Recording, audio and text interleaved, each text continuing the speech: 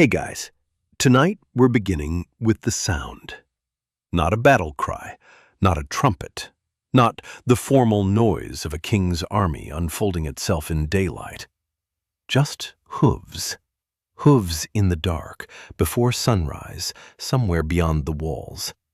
And for hundreds of towns across Asia and Europe, that was enough.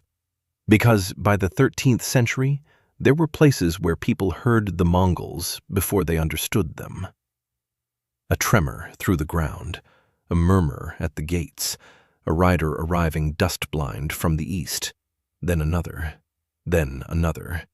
and with each new telling, the same impossible shape began to form. Cities taken faster than seemed reasonable, armies broken in the open, princes fleeing, caravans vanishing, smoke rising where markets had stood for generations. That was the first layer of Mongol terror. They arrived in the imagination before they arrived in the street. For a merchant in Bukhara, for a court official in Samarkand, for a monk in Rus, for a Hungarian noble hearing scattered reports from far beyond the Carpathians, the Mongols first existed as a rumor too severe to be rumor. Men on small horses, bows that kept killing at distances that felt unfair, riders who seemed not to tire, not to stop, not even to belong to the same logic of war as everyone else. And that was what made them so frightening. Most civilizations of Eurasia already knew war. They knew border raids, civil wars, dynastic rebellions, punitive campaigns, sieges with familiar rhythms. They knew how an army was supposed to behave. It marched with baggage. It slowed in bad weather. It depended on roads, depots, and seasons. It could be anticipated. It could be watched. Even when it was dangerous, it was legible. The Mongols did not always feel legible. They appeared to people in the settled world as if distance itself had stopped working. A desert that should have bought time did not buy enough time. A winter that should have slowed an advance did not slow it enough. A mountain line that should have protected a kingdom became only one more obstacle, crossed by men who had already built their lives around cold, hunger, motion, and uncertainty. A ruler could still believe he had weeks left, only to learn that the enemy had already broken the city he was counting on behind him. That is when fear becomes something larger than fear. It becomes disorientation. Imagine a city waiting at night after the first reports have arrived.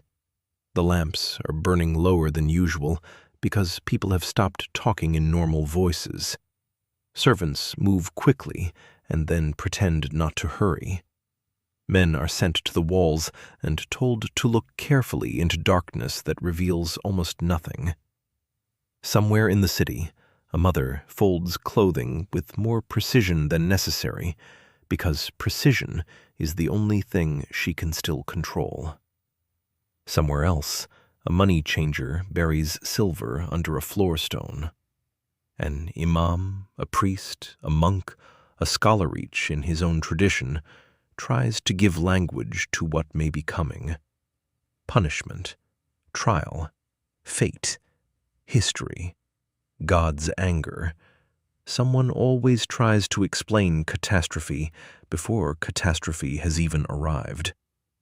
But explanation is weak comfort when the thing approaching is not only violent, but difficult to predict. That was the deeper shock of the Mongols. They did not simply destroy. They studied, they tested, they withdrew and returned. They pulled enemies out of position. They learned where walls were strongest and where courts were weakest. They could use terror, but terror was not all they had. Behind the panic they inspired was a frightening level of control. And people noticed. They noticed that cities which resisted stubbornly could be erased with exemplary brutality. They noticed that surrender sometimes preserved life, though not always safety. They noticed that armies larger than the Mongols' own could still be made to collapse through speed, deception, and timing. They noticed, above all, that once one city had fallen badly enough, the next city was already half conquered by the story. That is why the Mongols became so feared across Eurasia. Not because they were merely savage, though they could be merciless. Not because they were somehow supernatural, though frightened people often described them in almost supernatural terms. They were feared because they combined things that should not have fit together so perfectly. Steppe mobility and iron discipline, nomadic toughness and strategic intelligence, speed and patience, violence and system. They looked to many of their enemies like chaos. In practice, they were organized terror. And that distinction mattered. When Genghis Khan, Temujin, the outcast boy who became ruler of the steppe, began binding tribes into a more disciplined order, he was not creating a loose horde that happened to win battles. He was creating a machine that could turn hardship into military advantage. Men who had grown up in movement could travel farther. Men formed by scarcity could operate with less comfort. Men trained from youth on horseback could shoot, pivot, regroup, vanish, and return before slower armies had finished understanding the field. So when old states first looked east and saw nomads, many of them made the worst mistake possible. They mistook simplicity for weakness. They saw felt tents, herds, leather, wind-burned faces, and the world without the monumental architecture of cities.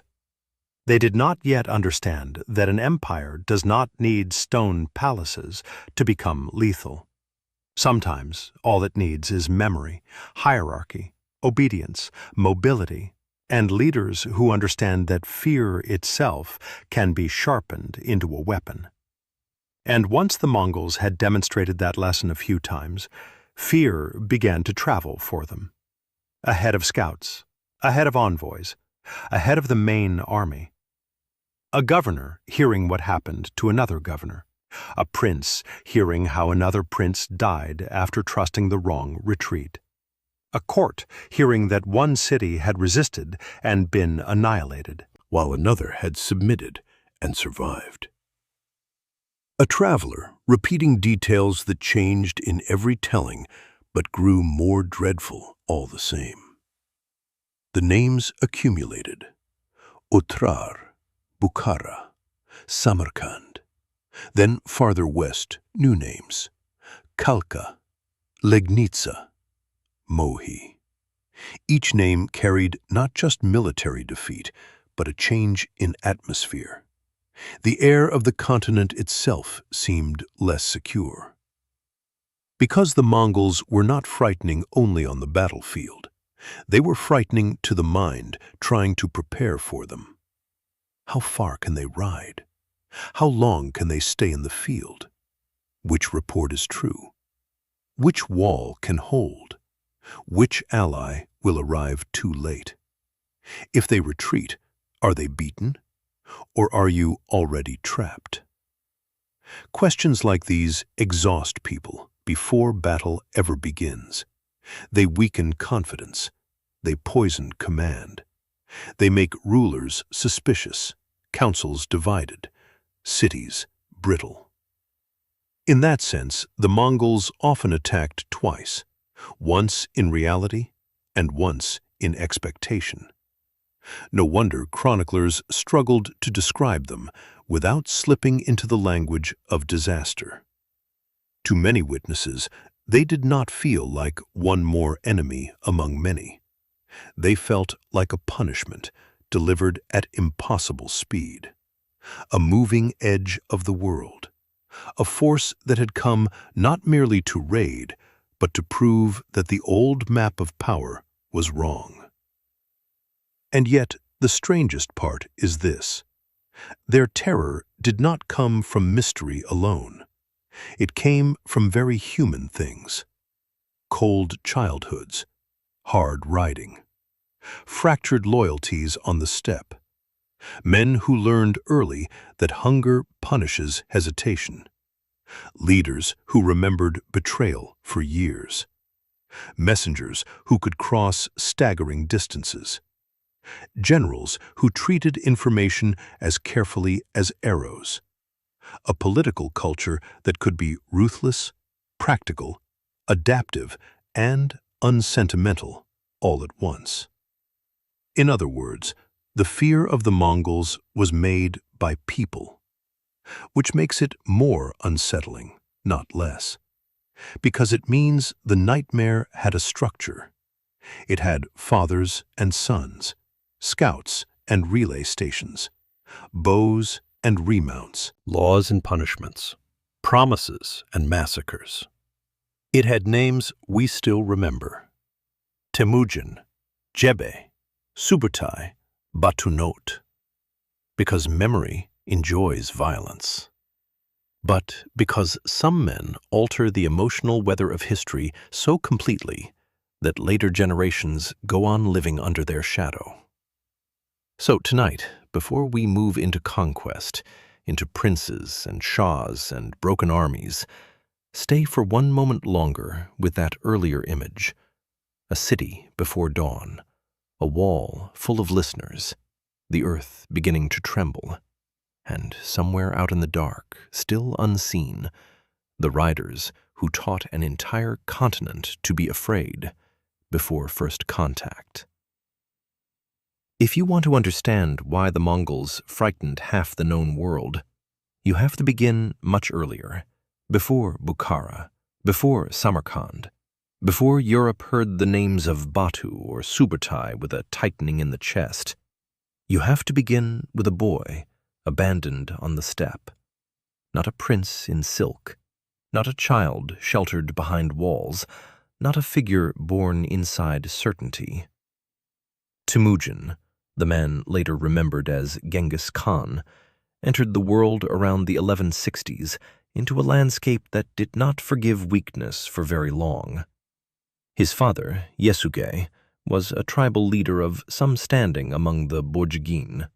His mother, Hoylun, had herself been taken years earlier from another group, the Merkit, and brought into a hard, mobile world where marriage, alliance, theft, and violence braided together so tightly that private life and political life were rarely separate things. Even in that world, Temujin's childhood went wrong early. When his father was poisoned by enemies, traditionally identified as Tatars, Temujin was still young, and in the aftermath, what happened was not merely grief, it was social collapse. The family, now stripped of the protection a male leader provided, was abandoned by much of its own group. There is something especially brutal about that kind of betrayal, not a dramatic defeat in battle. Just people looking at a widow with children and deciding that association is no longer useful. You can almost feel the cold practicality of it. One day, you belong to a moving camp, to shared fires, to recognized loyalty. The next, you are left with almost nothing. For Hoylun and her children, survival became immediate, physical, humiliating work. They foraged, they dug roots, they gathered what they could from land that could be magnificent in one season and pitiless in another. They caught fish, they endured hunger. And it matters that this was not some later military trial dressed up as legend. Hardship like that forms the nervous system. It teaches a child what insecurity actually is, not as an idea, but as an ache in the stomach, as a quarrel over food, as the knowledge that no larger order is coming to save you. This is one of the least romantic and most important truths about Temujin. He did not rise from comfort into greatness. He rose from exposure, and that exposure made him legible to the steppe in a way many of his later enemies never were. He understood very early how unstable human loyalty could be when resources thinned and protection disappeared. He learned what happened to the weak when political bonds dissolved. He learned that kinship was real, but not always enough. He learned that survival required memory. Men who grow up in secure states often believe institutions are the bones of the world. Laws, walls, taxes, offices, archives, rituals of succession, these begin to feel natural, almost permanent. Temujin grew up in a place where permanence was a dangerous illusion. A family could fall in a season. A leader could die from poison. Allies could leave. Hunger could strip dignity faster than any speech about honor could restore it. That kind of childhood does not make everyone formidable. Sometimes it breaks people. Sometimes it makes them narrow, impulsive, or cruel in small, useless ways. But in Temujin's case, it seems to have produced something colder and more enduring, a mind obsessed with the problem of loyalty. That obsession would shape everything. There is a famous and ugly story from his youth, the sort of story historians repeat because it reveals character, even if later memory polished its edges. Temujin killed his half-brother Bekpur during a dispute over food and authority within the family. It is not a noble story. It is not the kind later empires like to place at the center of founding myth. But that is precisely why it matters. It reminds you that the future Genghis Khan was not formed in the clean light of destiny. He came of age inside coercion, resentment, hunger, injury, and family tension sharpened by scarcity. The steppe did not produce innocence. It produced seriousness. Later, Temujin himself was captured by rivals, often identified as the Taiyichud, and briefly enslaved or held under guard. Again, this matters not only as an episode of suffering, but as education. To be captured, displayed, restricted, to feel the nearness of humiliation and death is to learn something intimate about power. It narrows the distance between ruler and prey. It teaches a future conqueror what fear feels like from the inside. And then came escape. The details blur at the edges, as medieval stories often do, but the emotional truth remains sharp. Temujin survived because someone helped him. A man at the margins of events, not one of the great lords of the world, chose to aid him. That lesson would linger too. On the steppe, aristocratic pedigree mattered, but personal loyalty mattered more when everything else was collapsing. Again and again in Temujin's later life, he elevated men for usefulness, steadiness, courage, and allegiance, rather than simply for noble birth. That was one of the things that made him so dangerous. He had suffered too much from inherited hierarchy to trust it blindly. This is where a settled aristocrat in northern China, Khwarazm or Kievan Rus, might already have misunderstood him. From the outside, steppe politics could look chaotic. Tribal quarrels, shifting alliances, kidnappings, cattle raids, marriages used as strategy, vendettas that crossed years. To a court historian in a city, it could all seem primitive and unstable. But Temujin learned to read that instability as information. He learned who stood firm and who folded, who remembered a debt, who deserted under pressure, who could endure hunger without losing discipline, who could obey, who could lead men across distance, who needed the old prestige of lineage, and who could be remade into something newer and harder.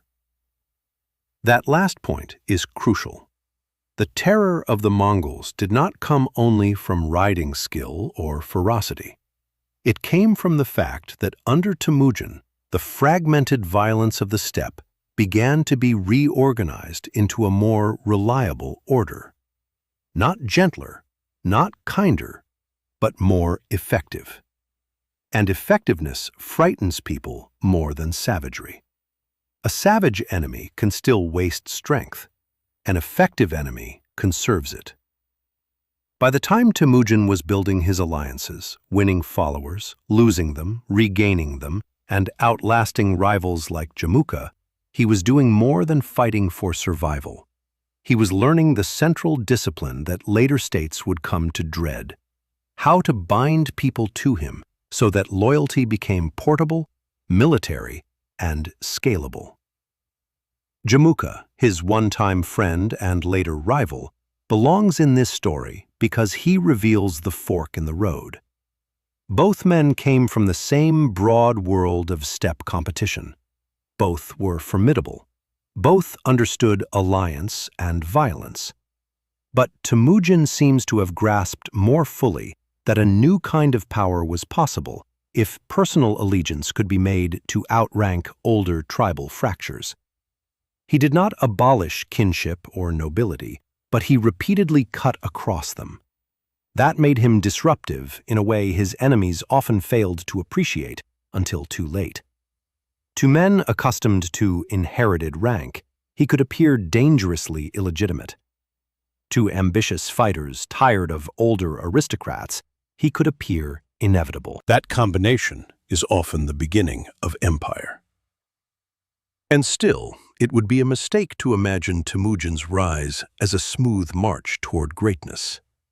His early life was full of reversals, uncertainties, bargains, marriages under pressure, raids, rescues, and narrow survivals.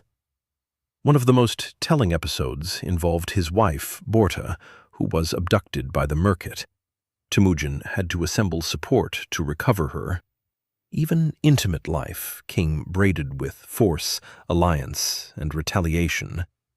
Marriage was not separate from politics. Love, if present, lived beside danger. Family itself could become a battlefield. You can see why later Mongol warfare carried such a personal intensity. For Temujin and the men around him, politics was never abstract. It was not confined to decrees or ceremonial rank.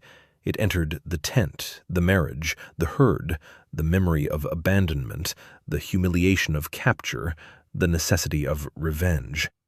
A slight could become strategic, a debt could become military, a rescue could become the beginning of lifelong allegiance. He learned in a world where softness could be fatal, but so could foolish pride.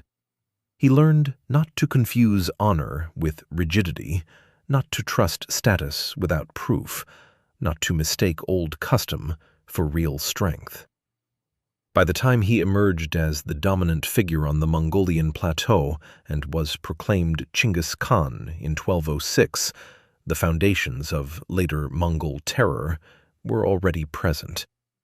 Not the empire yet, not the world conquest, not the smoking cities. The foundations. A leader who remembered what abandonment felt like.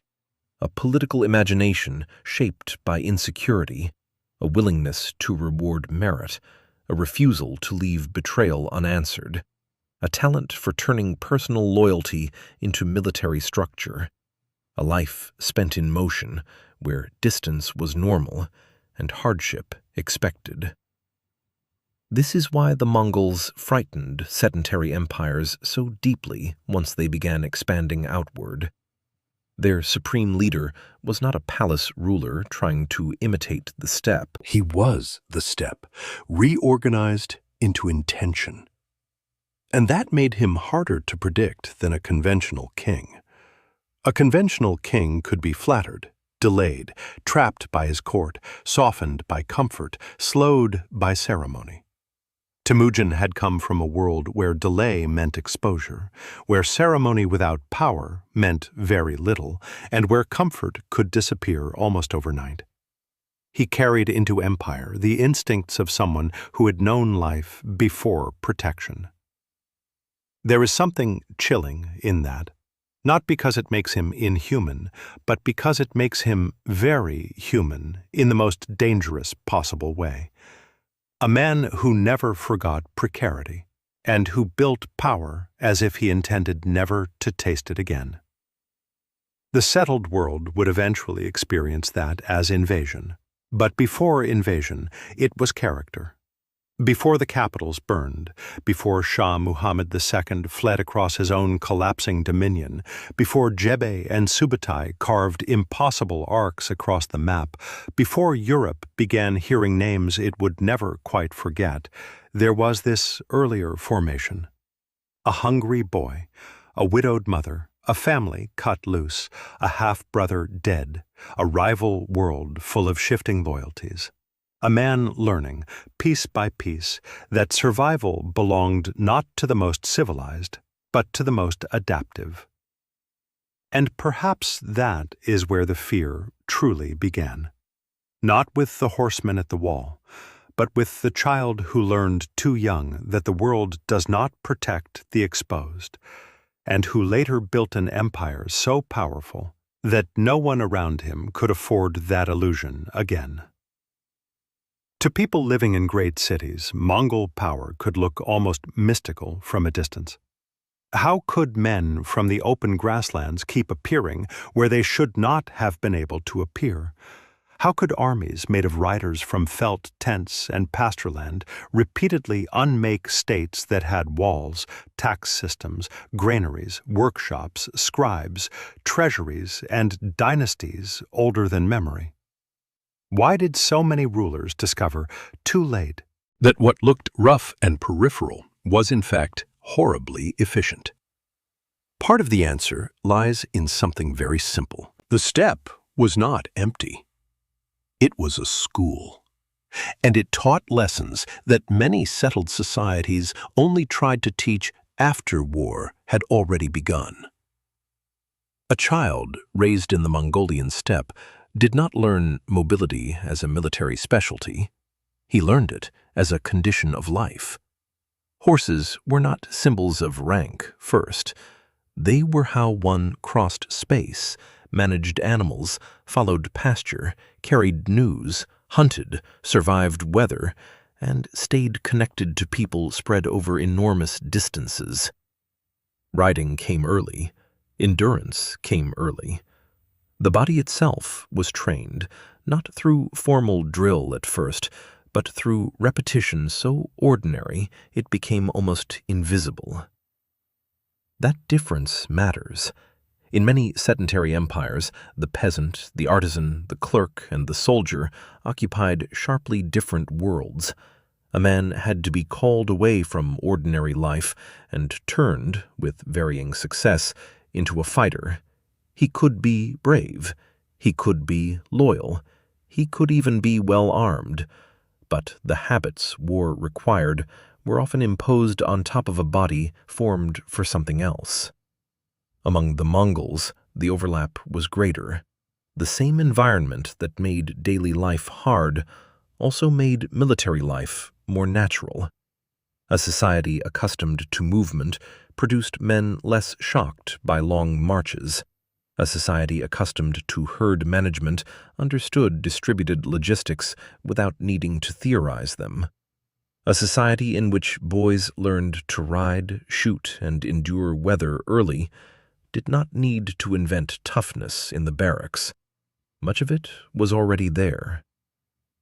This does not mean every Mongol was born a perfect warrior. That is legend talking.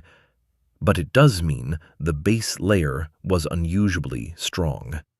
And when Genghis Khan began imposing harsher organization on top of that base, the result was terrifying.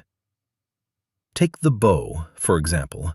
The Mongols did not merely use bows, They used them from horseback with a level of confidence and repetition that could break the expectations of slower, heavier armies. A mounted archer does not present the same problem as a stationary line of bowmen. He appears, fires, withdraws, circles, reforms, and fires again. He turns space itself into a weapon. If you chase him recklessly, you lengthen your line, exhaust your horses, fracture your command, and drift into traps. If you do not chase him, he controls the rhythm and keeps hurting you from a distance. This was one of the first things that made settled armies feel foolish in the face of Mongol war. They kept trying to fight the visible enemy in front of them. The real enemy was the shape of the encounter itself. Mongol riders could move, strike, scatter, and recombine with a confidence that came from long familiarity, not just with horses, but with open terrain, shifting momentum, and the psychology of pursuit. They understood how easily men abandon discipline when they think the enemy is breaking. They understood how desire can become a battlefield hazard. The feigned retreat, later so famous in accounts of Mongol victory, was not a stage trick. It worked because it exploited something permanently weak in human beings: the appetite to believe you are winning. Generals like Jebe and Subutai made an art of that weakness. But even before them, the culture that produced Mongol warfare had already trained men to think in wider arcs than many of their enemies. On the steppe, attention had to stretch. You watched weather, grazing conditions, rival movement, animal condition, possible raiders, and routes across distance. You could not afford to be trapped inside one narrow frame of perception. A commander formed by such a world was often better at reading movement than a court noble who had spent more of life amid walls, ceremony, and the politics of fixed place.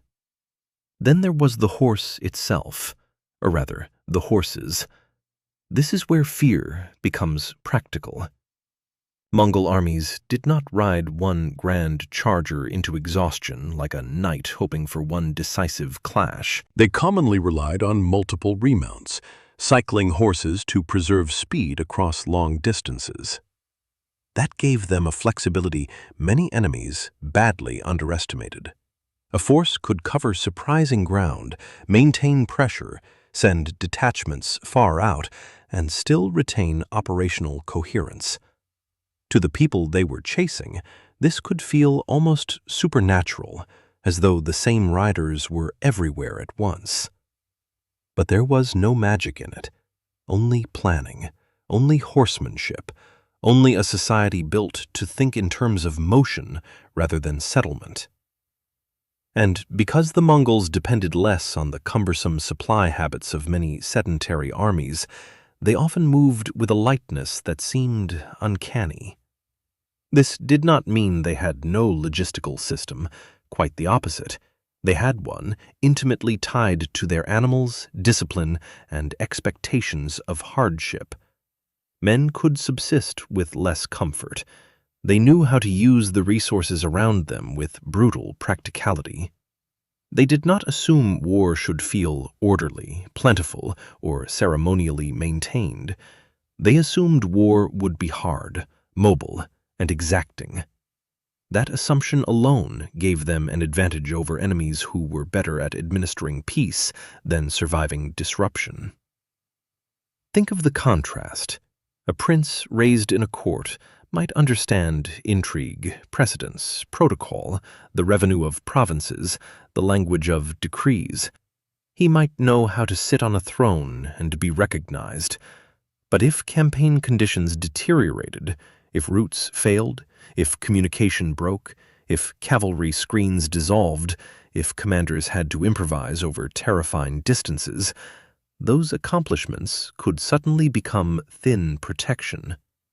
The Mongol world trained a different kind of competence, not always elegant, not always literate, not always refined by urban standards, but hard, portable, difficult to interrupt. And that portability was one of the deepest sources of Mongol power. Their military capacity was not chained to a single city, arsenal, or elaborate court infrastructure. It could move with them. Command, communication, violence, endurance. These things traveled on horseback. That made them more resilient than states that looked richer on paper, but were more fragile in motion. None of this should be romanticized. Steppe life was not some noble fantasy of freedom. It was full of insecurity, hierarchy, theft, revenge, exposure, and relentless dependence on weather and animals. But empires are often born not from comfort, but from worlds that punish hesitation. The steppe did that very well. It also trained people to recognize value differently. A settled aristocrat might place tremendous weight on lineage, ritual rank, inherited title, visible luxury. Genghis Khan did use nobility, marriage alliances, and clan politics, but his system increasingly rewarded men who could actually do things: scout, command, obey, endure, report honestly, arrive on time, fight in formation, keep order under pressure. This did not erase status, but it subordinated prestige to performance more often than many rival courts managed to do. That made the Mongol army frighteningly merit-sensitive. A commander who succeeded rose. A commander who failed could be punished. A soldier's position was shaped not only by ancestry, but by utility. Again, this sounds almost modern when compared to some of the brittle aristocratic structures around them. It was not modern, of course. It was still harsh, personal, and often merciless.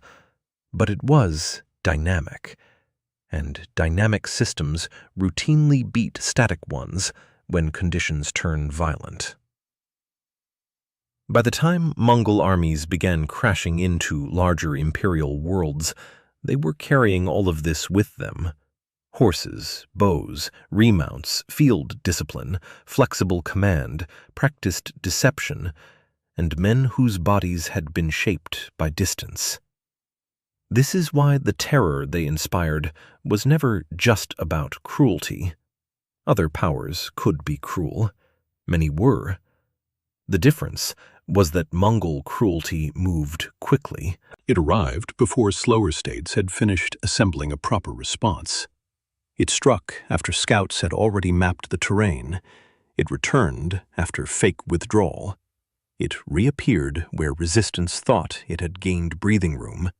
It did not wait politely at the edge of the kingdom while bureaucracies woke themselves up. And this is where the settled world began to understand, with mounting dread, that it was dealing with something more dangerous than a raiding confederation. It was dealing with a military culture whose ordinary assumptions had been forged under conditions that made conventional armies look heavy. When Chinese, Khwarezmian, Rus, or Hungarian observers described Mongol speed with alarm, they were not merely exaggerating out of fear. They were trying to name a real mismatch. Their enemies had been trained by a landscape that refused slowness, by hunger that punished indecision, by weather that despised softness, by social conditions in which alertness was not admirable, but necessary. So when the Mongols entered the wider stage of Eurasian conquest, they brought with them something many empires lacked: a population already familiar with hardship, an officer class selected through repeated conflict, and a ruler, Genghis Khan, who understood how to turn those raw advantages into a structure. That structure mattered more than any single battle. People often imagine Mongol terror as beginning at the moment of impact: the arrows, the breach, the killing, the fire. But by then, much had already been decided. The true edge of Mongol conquest was formed earlier, in habits of movement, command, and endurance that other states could neither copy quickly nor fully comprehend until they had already been wounded by them. And this is why the word nomad misled so many enemies. They heard it and thought temporary.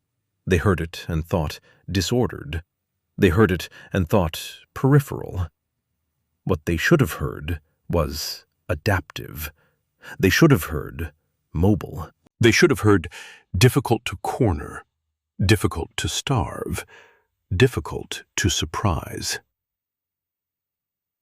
They should have heard the future approaching from the grasslands. In the next part, that future will acquire names more frightening than abstractions. Because once Genghis Khan had the men, the horses, the discipline, and the ambition, he also needed generals capable of turning all that raw force into operational genius. And that is when the fear sharpened further. Because the Mongols did not only produce riders. They produced men like Jebe and Subutai commanders who could vanish into distance, draw armies apart, cross impossible ground, and leave kings, princes, and chroniclers trying to explain how defeat had reached them so completely. If Genghis Khan was the force that gathered the storm, men like Jebe and Subutai were the ones who taught it how to move. And that mattered. Because fear on the scale the Mongols produced was never the work of one extraordinary ruler alone.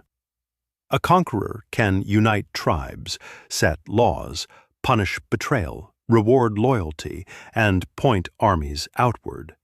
But to make half a continent feel exposed, he also needs men who can read terrain, calculate distance, improvise under pressure, and think about war as something larger than a clash of bodies on a field. That is where the Mongols became genuinely terrifying. They began producing commanders who did not merely win battles. They dissolved the assumptions their enemies brought into battle in the first place. Jebe is a good place to start, partly because even his entry into Genghis Khan's orbit feels like a piece of hard, improbable history rather than polished legend. According to later tradition, he had once wounded Temujin's horse in combat, some versions say with an arrow to the neck, and when captured, admitted it openly. Instead of killing him, Genghis Khan kept him. Whether every detail is exact matters less than the pattern it reveals. The Mongol ruler repeatedly showed a talent for absorbing dangerous ability instead of wasting it.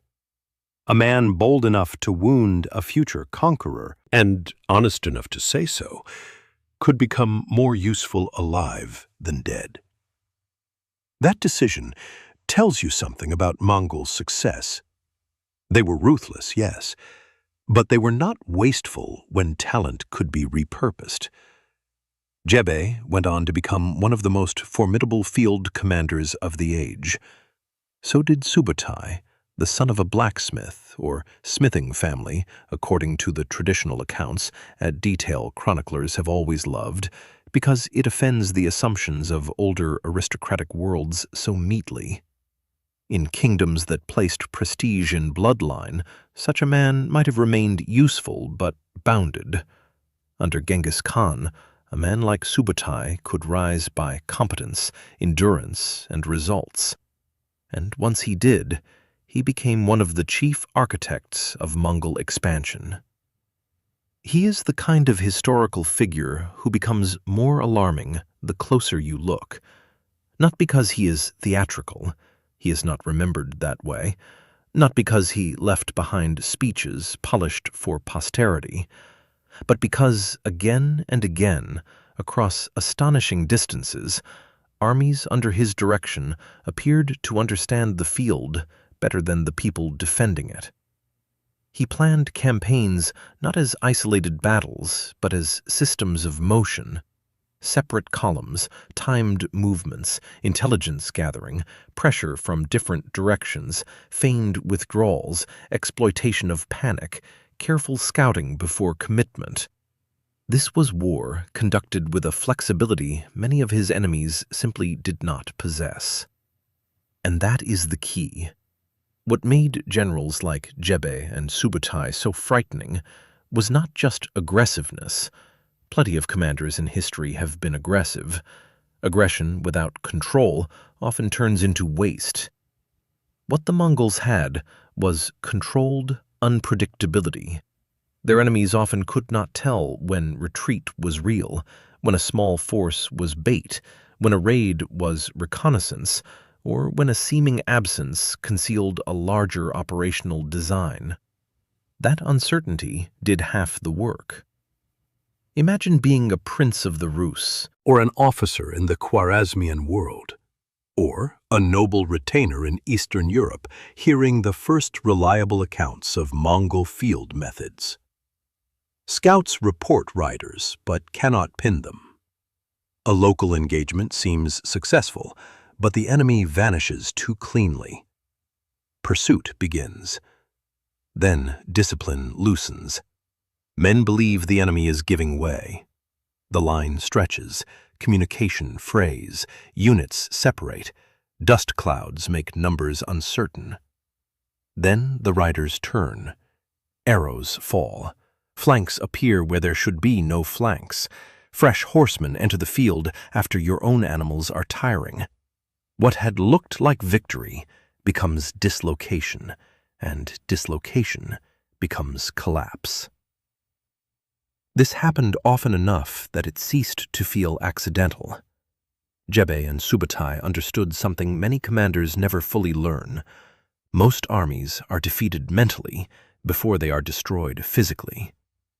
Once order goes, killing becomes easier. Once confidence breaks, courage becomes erratic. Once men stop believing the field makes sense, they fight as individuals, not as a body. The Mongols excelled at creating precisely that moment. And they did it with a cold, almost patient intelligence. Their reconnaissance could be extensive. Their willingness to move far ahead of traditional expectations made them hard to map. Their columns could separate and reunite.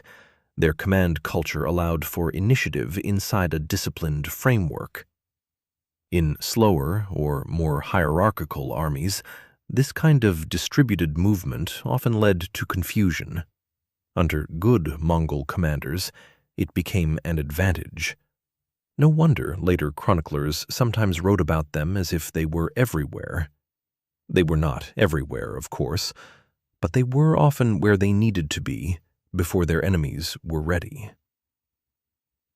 The campaign that best reveals this early shock is the long pursuit and reconnaissance in force that carried Jebe and Subutai westward after the collapse of resistance in the Khwarezmian world, culminating in the Battle of the Kalka River in 1223. That episode deserves attention because it shows Mongol fear spreading before the full imperial center had even committed itself permanently to Europe. A relatively limited Mongol force, operating at immense distance, was still capable of baiting and destroying a coalition of Rus princes and Cuman allies. The details vary across sources, as they often do, but the overall shape is clear enough. The Mongols retreated, drew their opponents onward over days, stretched them apart, and then struck decisively when coalition cohesion had thinned. That battle was not just a military defeat, it was a warning. The princes of the Rus had encountered an enemy who could weaponize pursuit itself.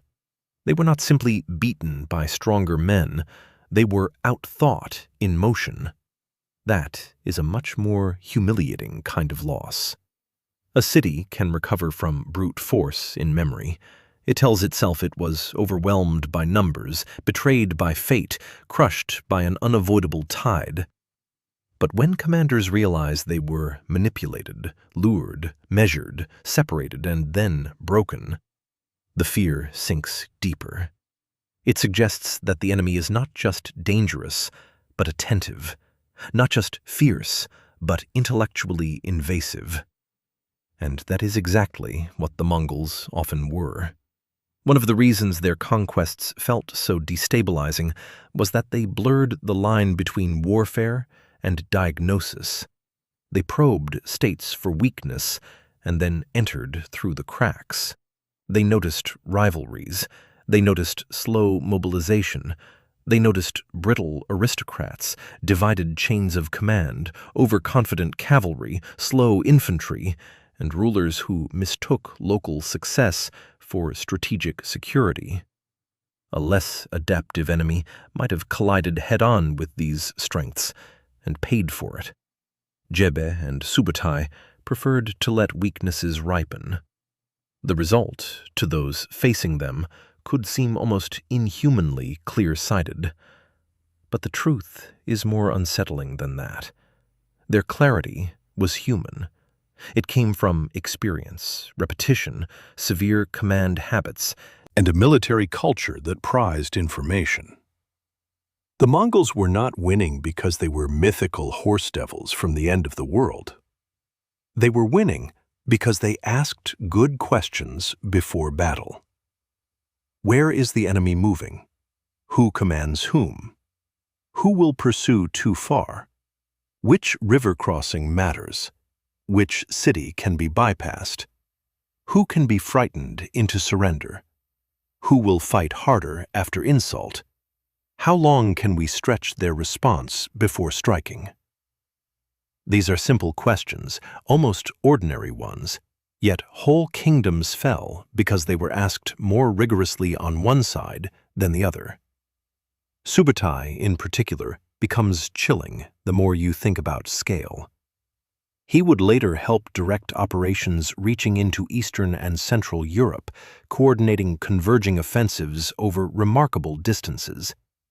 Even allowing for the tendency of later memory to simplify complex campaigns into the genius of one man, the pattern remains. He belonged to a command world that could imagine warfare continentally. Not just one march, one field, one city, but layered movement across multiple theaters. That alone was enough to make old states feel suddenly provincial. A king might believe he was defending his frontier. The Mongols were already thinking 2 frontiers beyond him. And yet, it is important not to flatten Jebe and Subutai into mere machines. They were men of the steppe, formed by the same harsh world that shaped their ruler. Physical austerity, uncertain loyalties, vast distance, war as normality rather than interruption.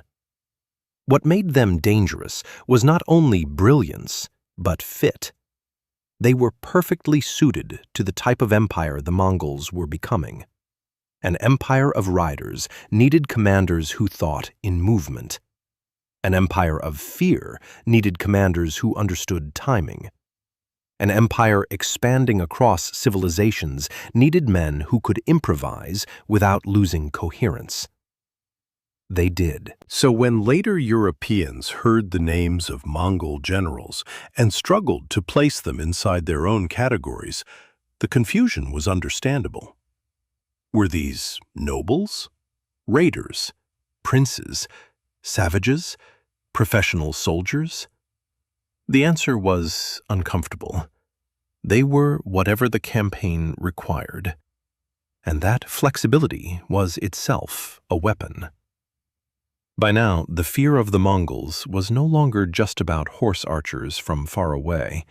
It was becoming attached to named individuals, men whose reputations moved ahead of them, men who seemed able to appear, retreat, and return on terms no one else controlled. Men under whom defeat did not feel like an unlucky day, but like exposure to a harsher military intelligence. And that changed the emotional weather of Eurasia. Because once an enemy has famous generals, fear acquires faces. Soon, the larger world would learn another lesson as well. Mongol terror could be triggered not only by expansion for its own sake, but by insult, by resistance, by the mishandling of envoys and merchants, by rulers who assumed that men from the steppe could be bullied, delayed, or treated as if they did not understand the rules of power.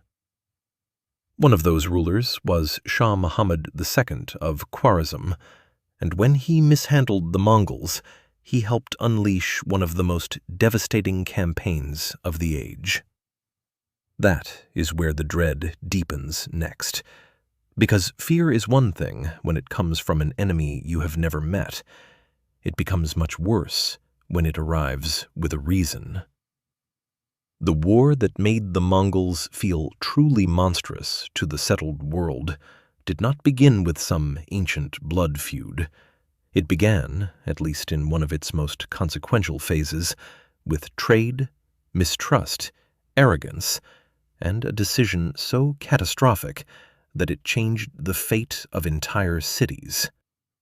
The ruler at the center of that decision was Shah Muhammad II, sovereign of the Khwarezmian Empire, a state that stretched across a rich and strategic world of cities, trade routes, irrigation, scholars, merchants, and fortified urban life. On paper, it was the kind of empire that should have known how to deal with outside powers. It had wealth, scale, prestige, and the inherited confidence of a major Islamic dynasty. Its cities, Otrar, Bukhara, Samarkand, Urgench, were not camps on the grasslands. They were places of brick, markets, mosques, workshops, treasuries, and memory. And yet, this is one of history's cruelest patterns. Rich states often misread lean enemies.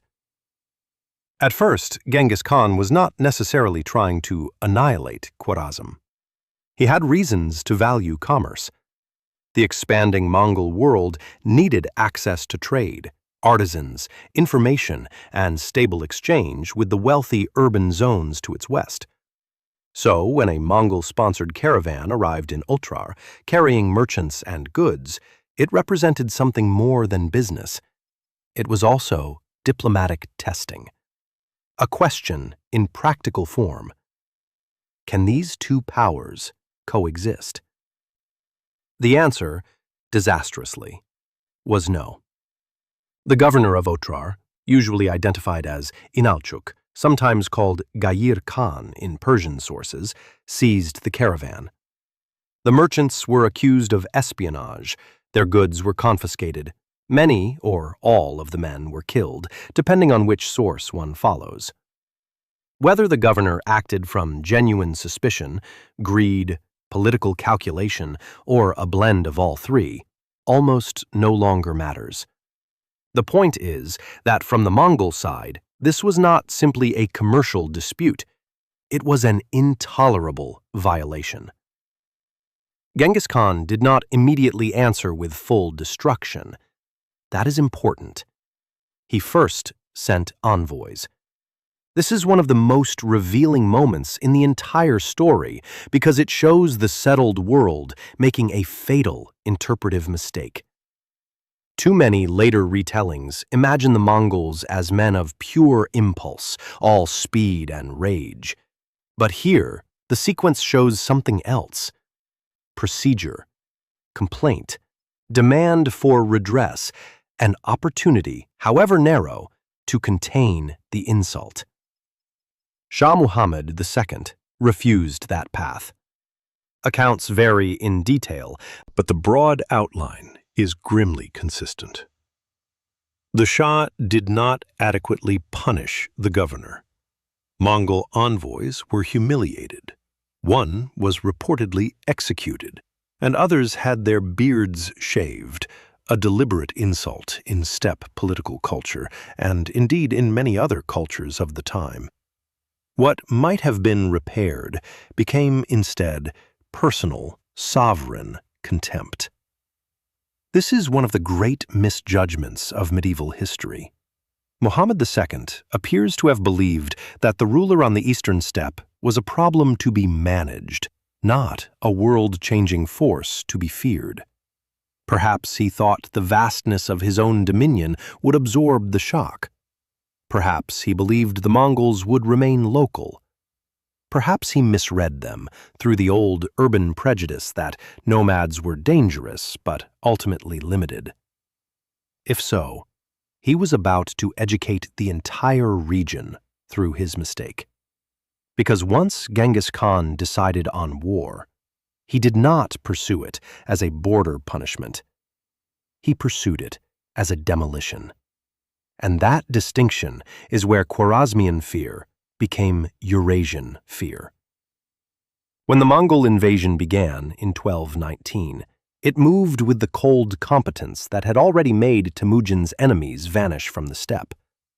But now that competence was directed at one of the great urban powers of Central Asia. The result was not merely military defeat. It was the collapse of confidence in the protections cities thought they possessed. Otrar was besieged. Other cities were approached from directions their defenders did not expect. Columns moved in ways that made resistance harder to coordinate. What had seemed like the defensive depth of a large empire turned out to be, in practice, a chain of isolated targets. The Shah, despite his resources, could not turn his territory into a coherent shield. He moved, hesitated, retreated, and lost initiative. That loss of initiative, more than any speech about courage, is often what kills empires. And while kings and governors were calculating, The ordinary atmosphere of life must have been changing hour by hour. In cities like Bukhara and Samarkand, people lived inside dense worlds of habit. Markets opened, bread ovens warmed, scholars argued, water systems had to be maintained, animals had to be fed, account books had to be balanced. Families worried about marriage portions, prices, winter stores, illnesses, apprentices, tax burdens, old resentments. Urban life is full of repetitive necessities. It gives people the feeling that tomorrow, whatever its troubles, will broadly resemble today. The Mongols destroyed that feeling. That is one of the reasons they were so feared. They did not merely threaten rulers, they broke continuity. A city could go from commerce to siege, from prayer to smoke, from civic routine to massacre or enslavement in a span that felt morally unreal to those living through it. The faster this transformation occurred, the more traumatic it became. Human beings can adapt to hardship when it arrives with steps. The Mongols often made it arrive as rupture. Bukhara, in particular, became central to the mythology of Mongol fear. Later chroniclers preserve the image of Genghis Khan entering the city after its fall and addressing the population in the Great Mosque, though exact wording and theatrical detail are difficult to verify in full. But whether every line is verbatim is almost beside the point. What endured in memory was the inversion.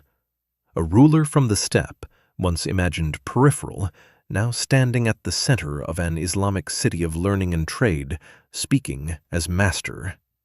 The emotional violence of that image alone would have traveled far.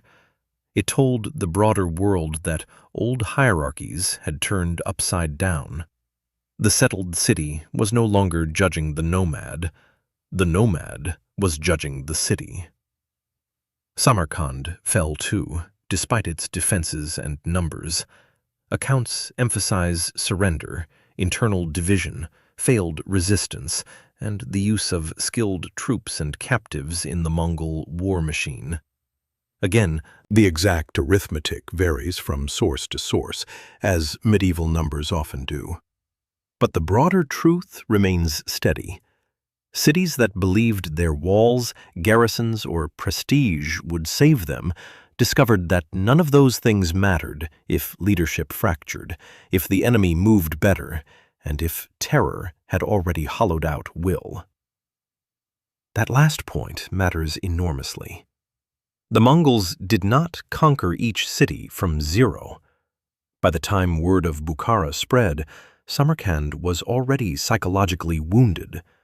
By the time Samarkand fell, other cities farther away were listening more carefully. Conquest was cumulative, not only geographically, but emotionally. Every destroyed confidence became part of the weapon aimed at the next target. And somewhere behind all this was Shah Muhammad II, the man whose decision had helped bring catastrophe into being. He fled. That is another detail that would have deepened the humiliation of the age. A ruler's flight is never merely strategic in memory. It becomes symbolic. It enters public consciousness as abandonment, proof that the vertical bonds of protection have failed. Subjects can survive hard taxation, harsh law, military levies, and even arbitrary punishment for surprisingly long periods if they still believe the sovereign exists as a shield at the outer edge of danger. But when the danger comes and the sovereign runs, something deep snaps. Muhammad II's retreat across his empire, pursued by the Mongols, is one of the most pitiless chases in the story of conquest. Genghis Khan sent commanders, among them Jebe and Suburtaito, continue the hunt. The Shah was driven westward through the wreckage of his own authority until he died, isolated and diminished, reportedly on an island in the Caspian Sea. It is hard to imagine a more complete destruction of imperial dignity. And the people watching all this would have understood the lesson immediately. If a Shah can be chased to the edge of the world, what exactly will protect anyone else? This is where Mongol fear stopped being regional. News of the Khwarezmian disaster spread through merchants, refugees, clerics, envoys, camp followers, surviving soldiers, and rumor. Some details surely grew in the telling. Medieval people were not immune to exaggeration, but exaggeration was hardly needed. The plain truth was already enough. One of the great powers of Central Asia had been opened up, city by city, by riders many of its elites had underestimated. And once that truth was known, every neighboring court had to reinterpret itself. How strong are our walls, really? How loyal are our governors? How quickly can we gather troops? If envoys come, do we answer carefully, or do we risk becoming the next lesson? This is another reason the Mongols frightened Eurasia so profoundly. They made political error feel terminal. A bad decision by one governor at Otrar did not remain local. It became, through Mongol retaliation, the beginning of an imperial catastrophe. The scale of the response made the world seem morally unstable. An insult was not answered by one punitive raid or one captured fortress or one treaty of humiliation. It was answered by the unmaking of a realm. That kind of ratio between cause and consequence is terrifying, not because it is irrational, but because it is too rational in the wrong direction. It tells every ruler that the enemy remembers, plans, and punishes with a memory longer than your own horizon. By now, the reputation of Genghis Khan had changed shape entirely. He was no longer merely the great unifier of Mongol tribes, no longer merely the ruler of a steppe empire. He had become, in the minds of city dwellers, a destroyer of worlds. And once a man acquires that reputation, he no longer needs to arrive in person to be feared. His name does the approaching for him. In the next part, we will stay with the cities themselves, Bukhara, Samarkand, Urgench, and the wider urban world of Khwarezm, to understand why their fall struck so deeply at the psychology of Eurasia. Because the Mongols were feared not only for the lives they took, they were feared for what they revealed. That stone walls, Urban prestige, royal titles, and inherited confidence could all burn faster than anyone had believed possible. By the time the Mongols reached the great cities of Khwarezm, they were no longer just an army. They were becoming a story people told in lowered voices. And cities are especially vulnerable to that kind of story. A city lives by repetition. Even a rich and complicated one survives through ordinary things done over and over again. Bakers rising before dawn, animals driven through side streets, water drawn and redirected, merchants opening shutters, apprentices sweeping thresholds, judges hearing disputes, porters carrying sacks, children weaving around adults who no longer notice them. However grand a city becomes in memory, its mosques, its markets, its libraries, its domes, it still depends on these small continuities. That is what the Mongols broke so completely. Not only walls, not only armies, continuity itself. Take Bukhara. Long before the Mongols entered it, Bukhara was already old in the most important sense of the word. It had accumulated layers of human confidence. It was a place of commerce, religion, scholarship, and social rank, where people knew how the world was supposed to feel. That feeling matters. You can build a city from brick and timber, but what really makes it powerful is shared expectation. The belief that tomorrow's market will open. The belief that prayer will continue at the proper hour. The belief that a ruler, however flawed, inhabits a world where urban life has weight and protection. When a city like that falls, the damage is larger than the body count. Its emotional architecture cracks. The Mongols understood this better than many conquerors did. They were perfectly capable of mass killing, looting, burning, and exemplary punishment. But the wider terror they inspired came from something beyond raw destruction. It came from the fact that their violence attacked meaning. They turned proud cities into warnings. They made one urban center serve as a message to the next. That is why the fall of Bukhara lingered so powerfully in memory. Not because it was the only city to be taken, not because it suffered uniquely, but because it symbolized inversion. The settled world had spent centuries assuming that steppe peoples hovered at the edges of civilization. Dangerous, yes, but outer, marginal, lacking the density and permanence of urban life. Then, suddenly, a ruler from the grasslands entered one of the great cities of the Islamic world, not as petitioner, trader, or raider passing through, but as master. A line had been crossed in the imagination of Eurasia. The edge had judged the center and found it weak. You can hear that humiliation even through the distortions of later chronicles. People do not remember only what happened. They remember what it meant that it happened. And Bukhara meant that walls were not enough. Then came Samarkand, richer, larger, more formidable in prestige, and in many ways even more devastating as a lesson.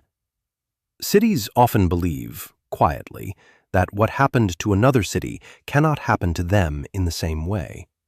Their walls are stronger, their population is larger, their commander is more capable, their defenses are deeper. Their strategic importance guarantees rescue. Human beings are built to generate these consoling distinctions. Without them, ordinary life becomes impossible.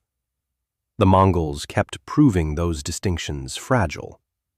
Samarkand had troops, walls, and the kind of political and symbolic stature that should have stiffened resistance. Yet what repeatedly emerges from the sources is not confidence, but fracture. Divisions in leadership, questions of loyalty, panic, failed attempts to use forces effectively. The city did not simply lose a military contest. It discovered that numbers and fortifications mean much less when the defending system no longer trusts itself. This is one of the hardest truths in the history of siege warfare. A city falls twice, first inwardly, then outwardly. The inward fall begins with doubt. Will relief come? Can the commanders cooperate? Is surrender wiser than resistance? Did the last city resist and get annihilated? Did another one submit and survive? Which rumor is true? Who is already planning escape? By the time those questions saturate a population, the walls are still standing, but the city is already thinning from within. The Mongols were extraordinarily good at creating that inward fall. Their reputation arrived ahead of them. Their speed prevented comfortable preparation. Their intelligence networks and political flexibility made them more dangerous than a simple battering ram. Even before the first breach, the defenders had to live with the possibility that they were already inside a story whose ending had been written elsewhere. That is a terrible thing to feel, and it explains why fear spread so quickly from one urban center to another. You can imagine the chain of transmission. A surviving merchant escapes with almost nothing. A scholar reaches another town with soot still in the folds of his clothes. A minor official arrives and speaks too fast, repeating details everyone wishes not to believe. Some report massacres. Some report enslavement. Some say submission saved lives. Some say it only delayed ruin. Numbers grow in the telling. Horror sharpens itself. But even if half the details shift, the core remains. The Mongols are not behaving like a familiar enemy, and the old calculations are failing. This is how terror becomes administrative. Governors begin making decisions under pressure from stories rather than solely from scouts. Rulers punish envoys more carefully or more foolishly. Garrisons begin to imagine not just defeat, but aftermath. Civilian populations start measuring the value of resistance against the fate of neighboring towns. In other words, Mongol fear entered governance. And nowhere is the city's vulnerability more painfully visible than in the case of Urgench. Urgench was wealthy, densely built, difficult, and politically significant. It also seems to have been one of the hardest and bloodiest of the Khwarezmian urban conquests. Medieval accounts often disagree wildly on numbers, as they usually do when trying to quantify catastrophe. But disagreement about scale should not distract from agreement about intensity. Urgench represented the kind of place where resistance, urban congestion, waterways, factional complexity, and Mongol determination combined to produce prolonged devastation. This matters because it shows that Mongol terror was not one single thing. It had variations. Sometimes the fear came from speed, sometimes from exemplary destruction, sometimes from uncertainty over whether surrender would be honored, sometimes from the opposite, that surrender might spare one city but condemn another by comparison, sometimes from the terrible realization that the conquerors could adjust methods depending on the place. That adaptability made cities feel even less secure. An inflexible invader can be studied. A flexible one infects judgment. One city hears the Mongols are merciless and prepares to resist to the end. Another hears that submission preserves life and considers negotiation. A third hears contradictory reports and wastes precious time in argument. Meanwhile, the riders keep moving. This is why urban prestige, for all its grandeur, could become a kind of trap. Cities produce confidence because they are concentrated achievements, They gather wealth, craft, memory, law, sacred architecture, fine textiles, schools, languages, and power in visible form. But that concentration also makes them psychologically brittle when confronted by an enemy who seems to delight in demonstrating that none of it guarantees safety. A shepherd camp struck by raiders suffers. A great city struck down becomes a revelation, and revelations travel. By now, people far beyond the immediate war zone were listening. In Persia, in the Caucasus, in the lands of the Rus, in courts farther west, the names Bukhara and Samarkand began to mean more than geography. They became warnings with masonry attached, proof that size did not save you, proof that refinement did not save you, proof that the Mongols were not simply horse raiders grazing at the edges of civilization, but a force capable of entering the densest and most self-assured urban worlds and turning their confidence into smoke. That is one of the deepest reasons Eurasia feared them. They did not merely beat armies in the field. They humiliated civilizations in the places those civilizations felt most themselves: the market, the mosque, the court, the gate, the granary, the treasury, the archive, the very rooms where people had once believed history was being safely stored. And once a civilization sees its cities become vulnerable in that way, its fear changes character. It stops being local. It becomes continental. Because every ruler watching from afar now has to ask the same unbearable question: if Bukhara can fall, what exactly makes my city different? That question will carry us into the next part, because after the cities of Khwarezm were broken, the Mongols gained something almost as useful as territory. They gained narrative momentum, and narrative momentum, once attached to an army this disciplined, could move even faster than horses. By now, the Mongols had learned one of the most useful truths in the history of conquest. You do not have to kill everyone to frighten everyone. You only have to make sure the story travels. That may sound obvious, but very few empires have understood it as well as the Mongols did. Their victories in the field mattered, their sieges mattered, their punishments mattered. But what made them so feared across Eurasia was the way those things were converted into expectation. A city did not merely face the Mongols themselves. It faced every report that had arrived before them. And reports are strange creatures. They travel in uneven shapes. They grow sharp in some places, blurry in others. One witness remembers the fire, another remembers the silence afterward. One man insists surrender saved lives, another swears no promise was safe. A court secretary counts numbers that cannot possibly be right. A monk writes of apocalypse. A merchant omits the part that makes him look cowardly. A surviving soldier tells the story in a tavern and turns confusion into certainty, because certainty sounds braver. But when enough frightened people repeat versions of the same fear, the fear becomes real, even where details differ. That is exactly what happened with the Mongols. Their names started reaching places long before their cavalry did, sometimes by caravan routes, sometimes by refugee trails, sometimes by envoys, deserters, clerics, merchants, prisoners, or neighboring rulers desperate to compare notes.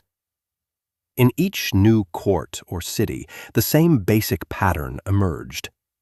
The Mongols moved faster than expected.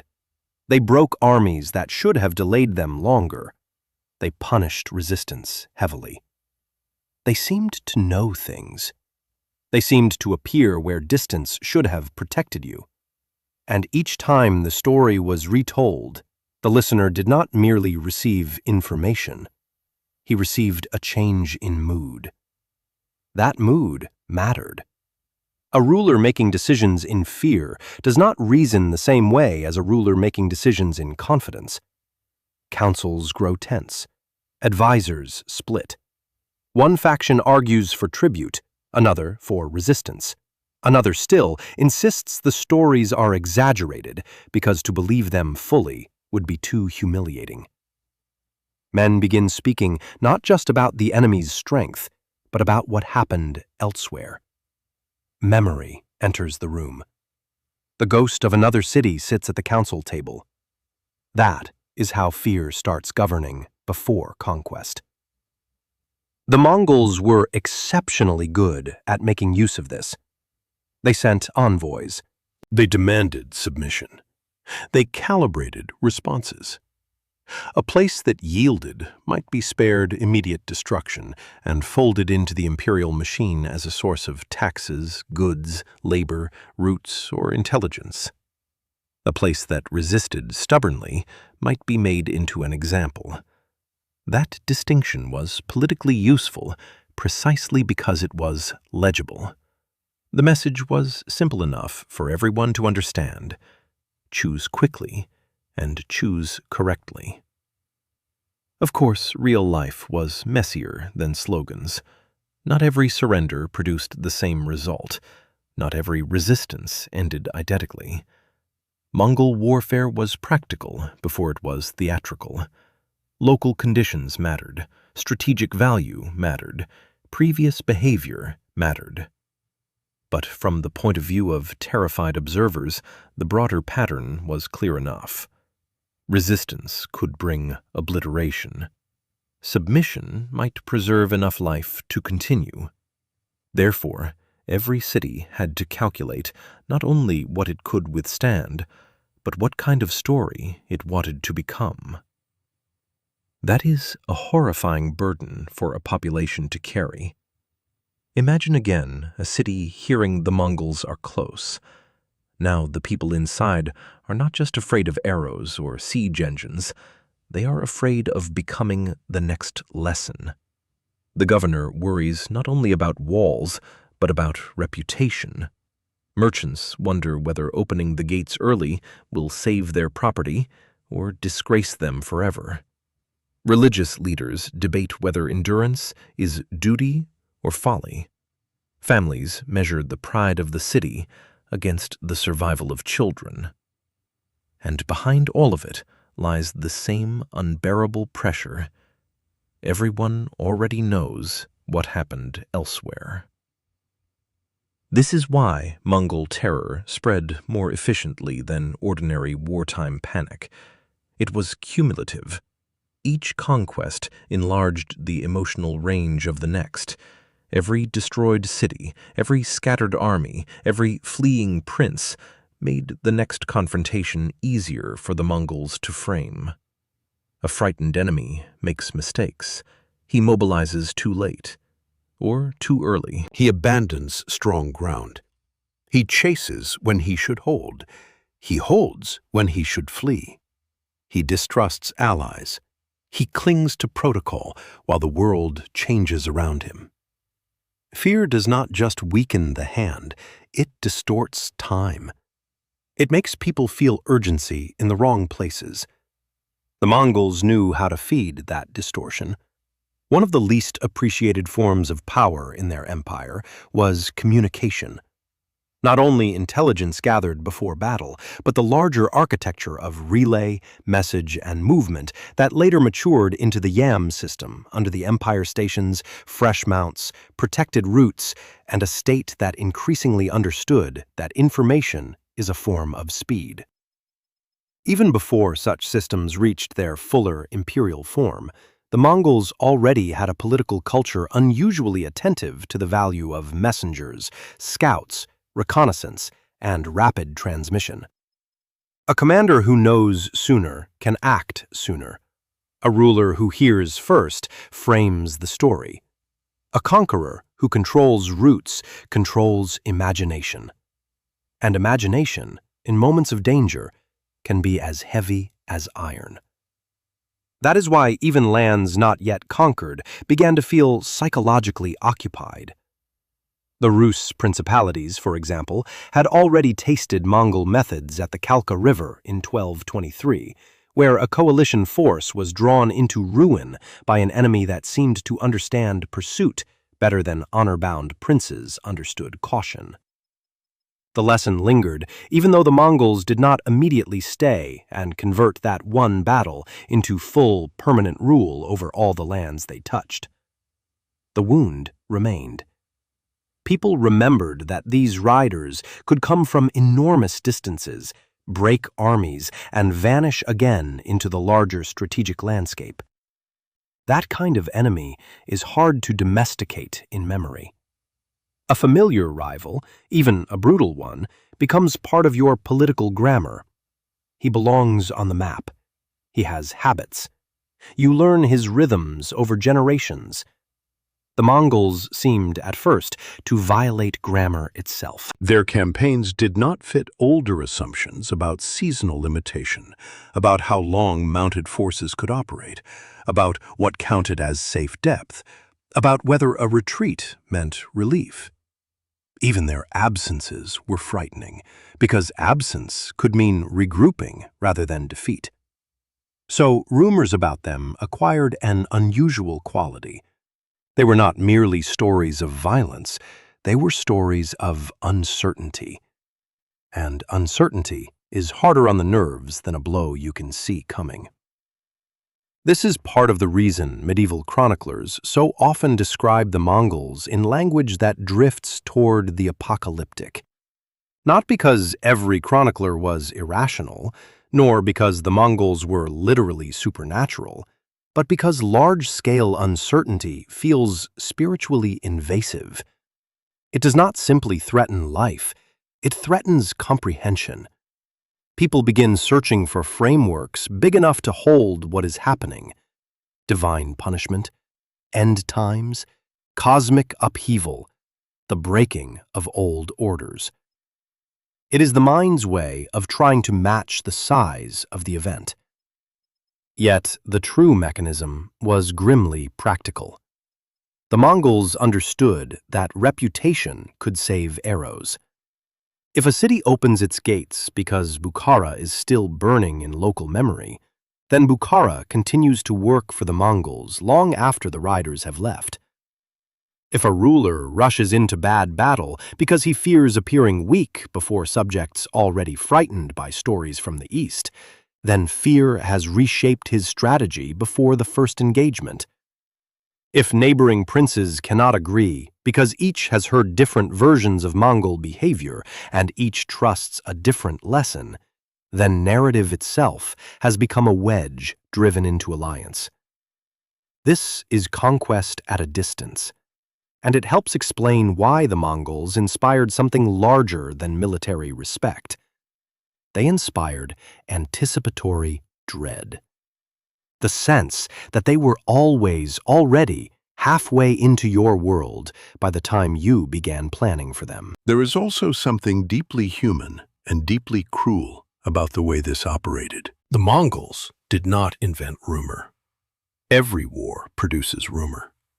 But they encountered a continent connected enough for stories to move, fragmented enough for those stories to mutate, and anxious enough for mutating stories to become political facts.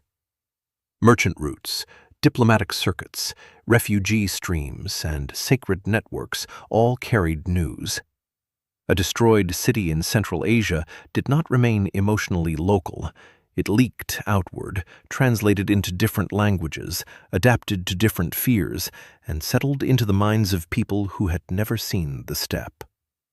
By the time Mongol armies reached a frontier, they often found that the land ahead had been softened by imagination. Not always, not everywhere, but often enough to matter. And once that process became visible, the deeper logic of Mongol fear came into focus. Their empire was not built only on shock in the moment. It was built on memory, on the afterlife of impact, on making sure that what happened once would happen again in altered form inside someone else's thoughts. That is one reason their shadow stretched so far. People feared not only what the Mongols had done, but what that history implied they could still do next. In the next section, that fear will cross decisively into Europe. Because for many in the Latin Christian world, the Mongols were first a distant rumor from beyond familiar horizons. Then, very suddenly, they were names attached to real battlefields, Legnica in Poland, Mohi in Hungary, and the realization spread with chilling speed that the stories from the East had not been Eastern exaggerations at all. They had been a warning. For a while, much of Europe could still imagine that the Mongols belonged to someone else's catastrophe. They were a terror of the Far East, a menace for steppe peoples, for Muslim rulers, for the fractured lands beyond the familiar edges of Latin Christendom. Their names arrived in fragments, entangled with merchants' reports, diplomatic confusion, and the usual medieval suspicion that distant stories grow larger as they travel. Then came 1241, and distance stopped feeling trustworthy. This is one of the great psychological turning points in the history of Mongol fear. Up to that moment, many Western courts could still treat the Mongols as rumor with geography attached. Serious rumor, yes. Disturbing rumor, certainly. But still something buffered by forests, rivers, principalities, mountains, and all the comforting illusions that maps give to people who have not yet heard the enemy nearby. Then the Mongols entered Poland and Hungary, with the same unnerving qualities they had shown elsewhere: speed, divided columns, coordination over distance, deceptive movement, harsh tactical discipline, and a capacity to make local defenders feel suddenly provincial inside their own homelands. In Poland, the name that survives most clearly in memory is Henry II the Pious, Duke of Silesia. He was not a foolish man, nor an insignificant one. He belonged to the high political and military world of Central Europe, a prince operating inside the tangled realities of Piast politics, Christian rulership, and frontier defense. Yet when the Mongols, under commanders associated with the Western campaign, moved into the region, the old structures of response proved terribly inadequate. The decisive clash came at Legnica on April 9, 1241. The exact composition of Henry's forces has always been difficult to pin down with perfect certainty. Medieval armies rarely leave behind clean spreadsheets, but what matters is the larger shape. A coalition of local and regional forces, including Polish contingents and military orders, confronting an enemy whose methods they did not fully understand until the battle was already slipping away from them. And it slipped fast.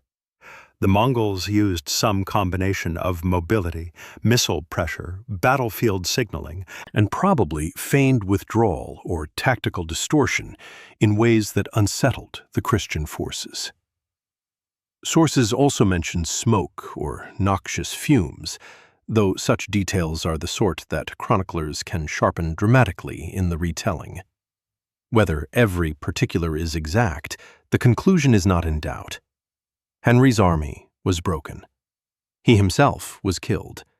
His severed head, according to later reports, was displayed to the defenders of Legnica, gesture as practical as it was brutal, because the Mongols understood the emotional economy of war. They knew what one dead prince could do to a city's confidence. That detail matters because it shows, again, that Mongol fear was not accidental. It was curated. A battlefield was never just a battlefield. It was a message board for the living. And to the wider Christian world, Legnica sent a devastating message.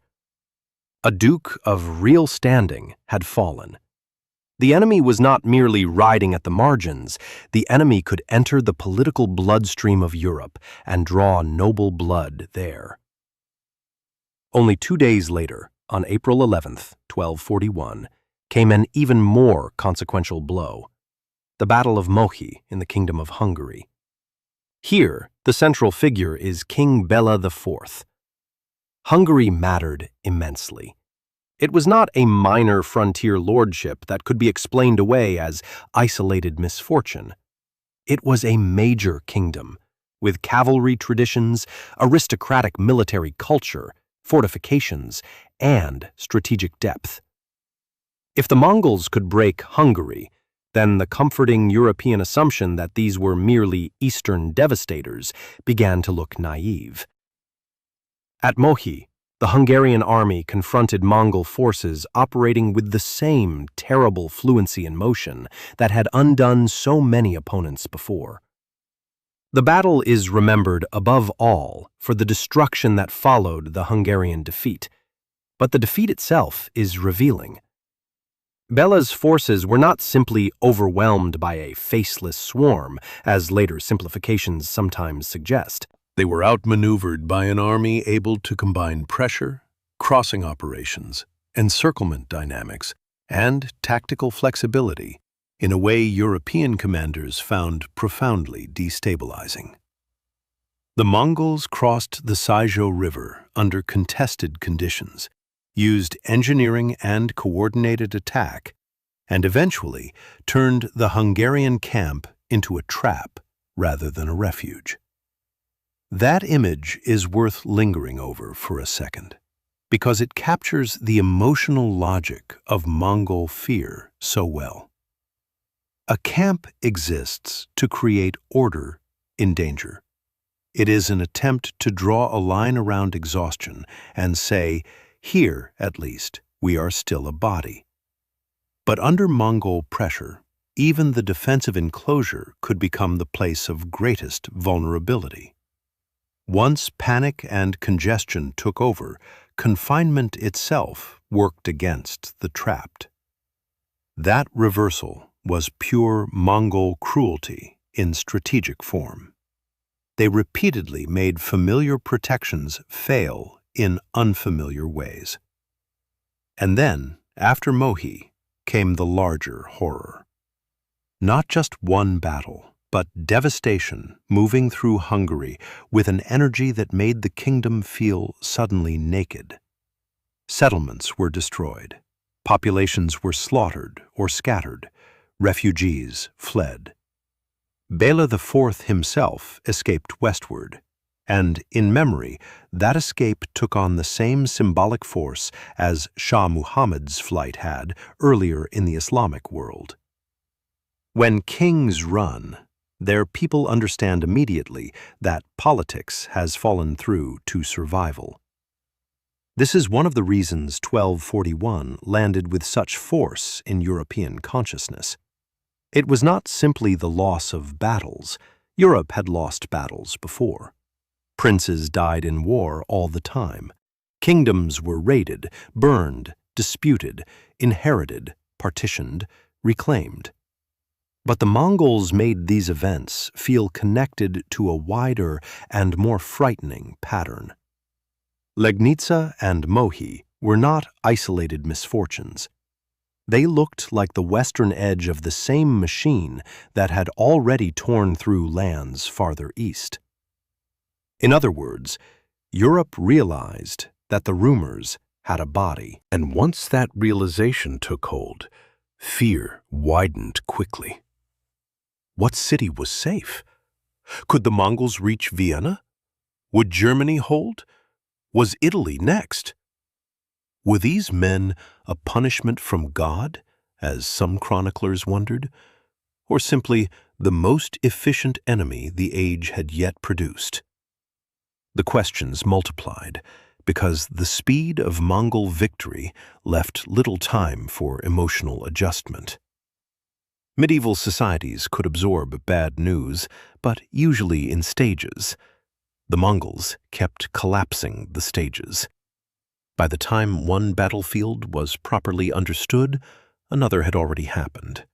By the time one kingdom grasped the danger, neighboring regions were already imagining themselves as the next line of impact.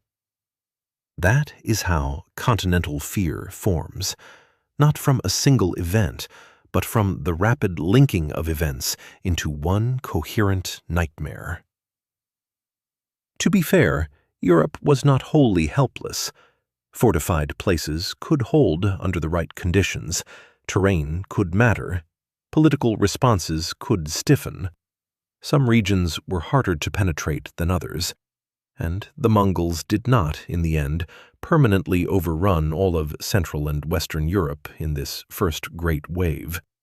The death of Genghis Khan in late 1241 and the political consequences that followed helped redirect priorities within the Mongol ruling house.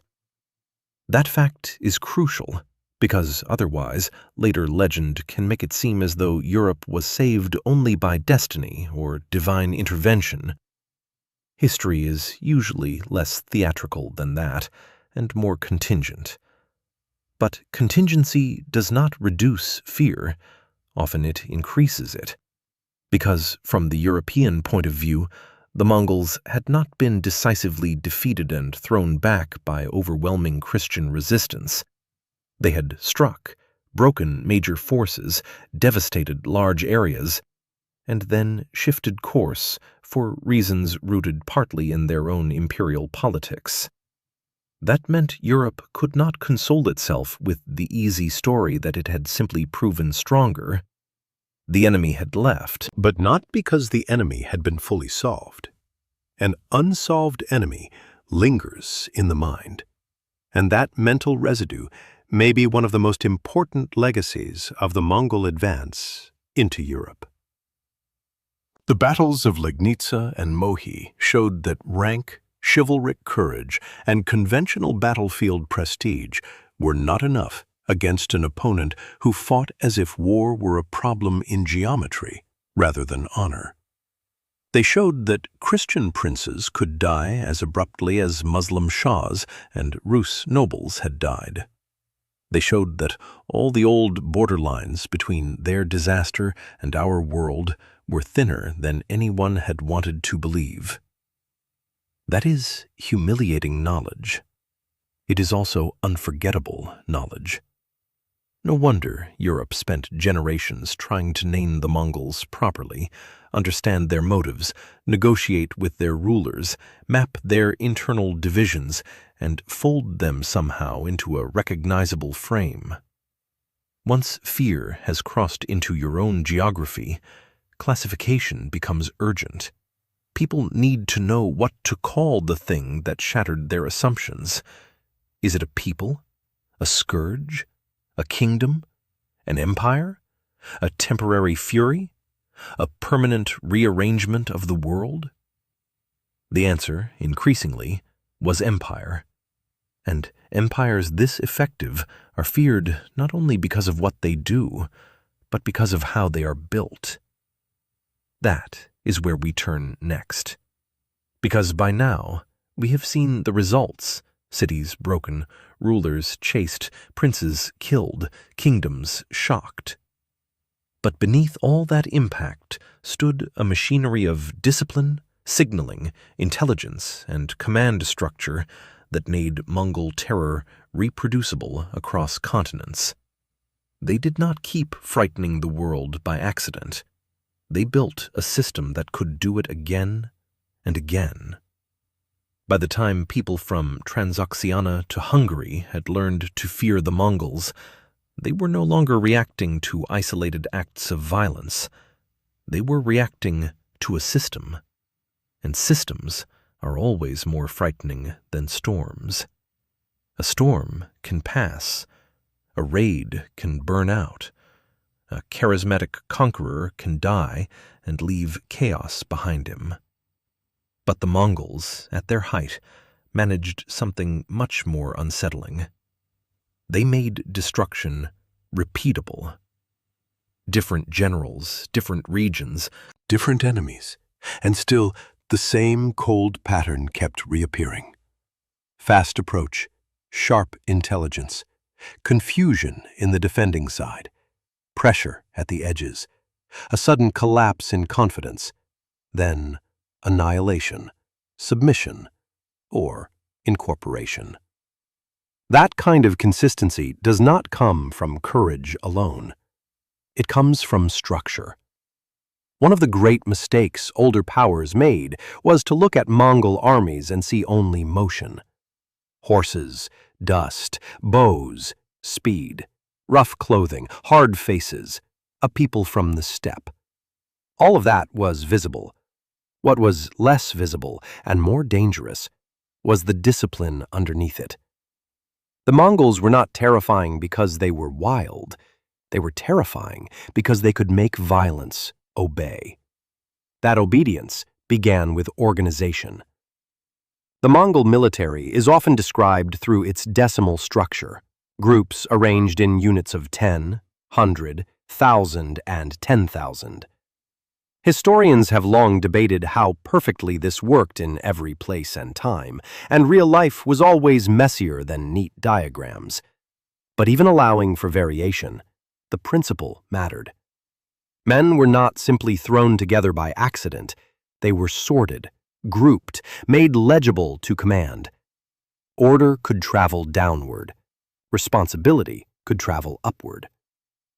A ruler like Genghis Khan did not need every soldier to know everything. He needed each layer to know enough, obey quickly, and move in relation to the others. That alone gave the Mongols an advantage over many opponents whose armies were coalitions first and military bodies second. A coalition can look impressive from a distance. Princes arrive with retainers. Nobles bring horsemen. Auxiliary troops swell the count. Allies contribute banners and prestige. But a coalition often carries its divisions inside it. Separate ambitions.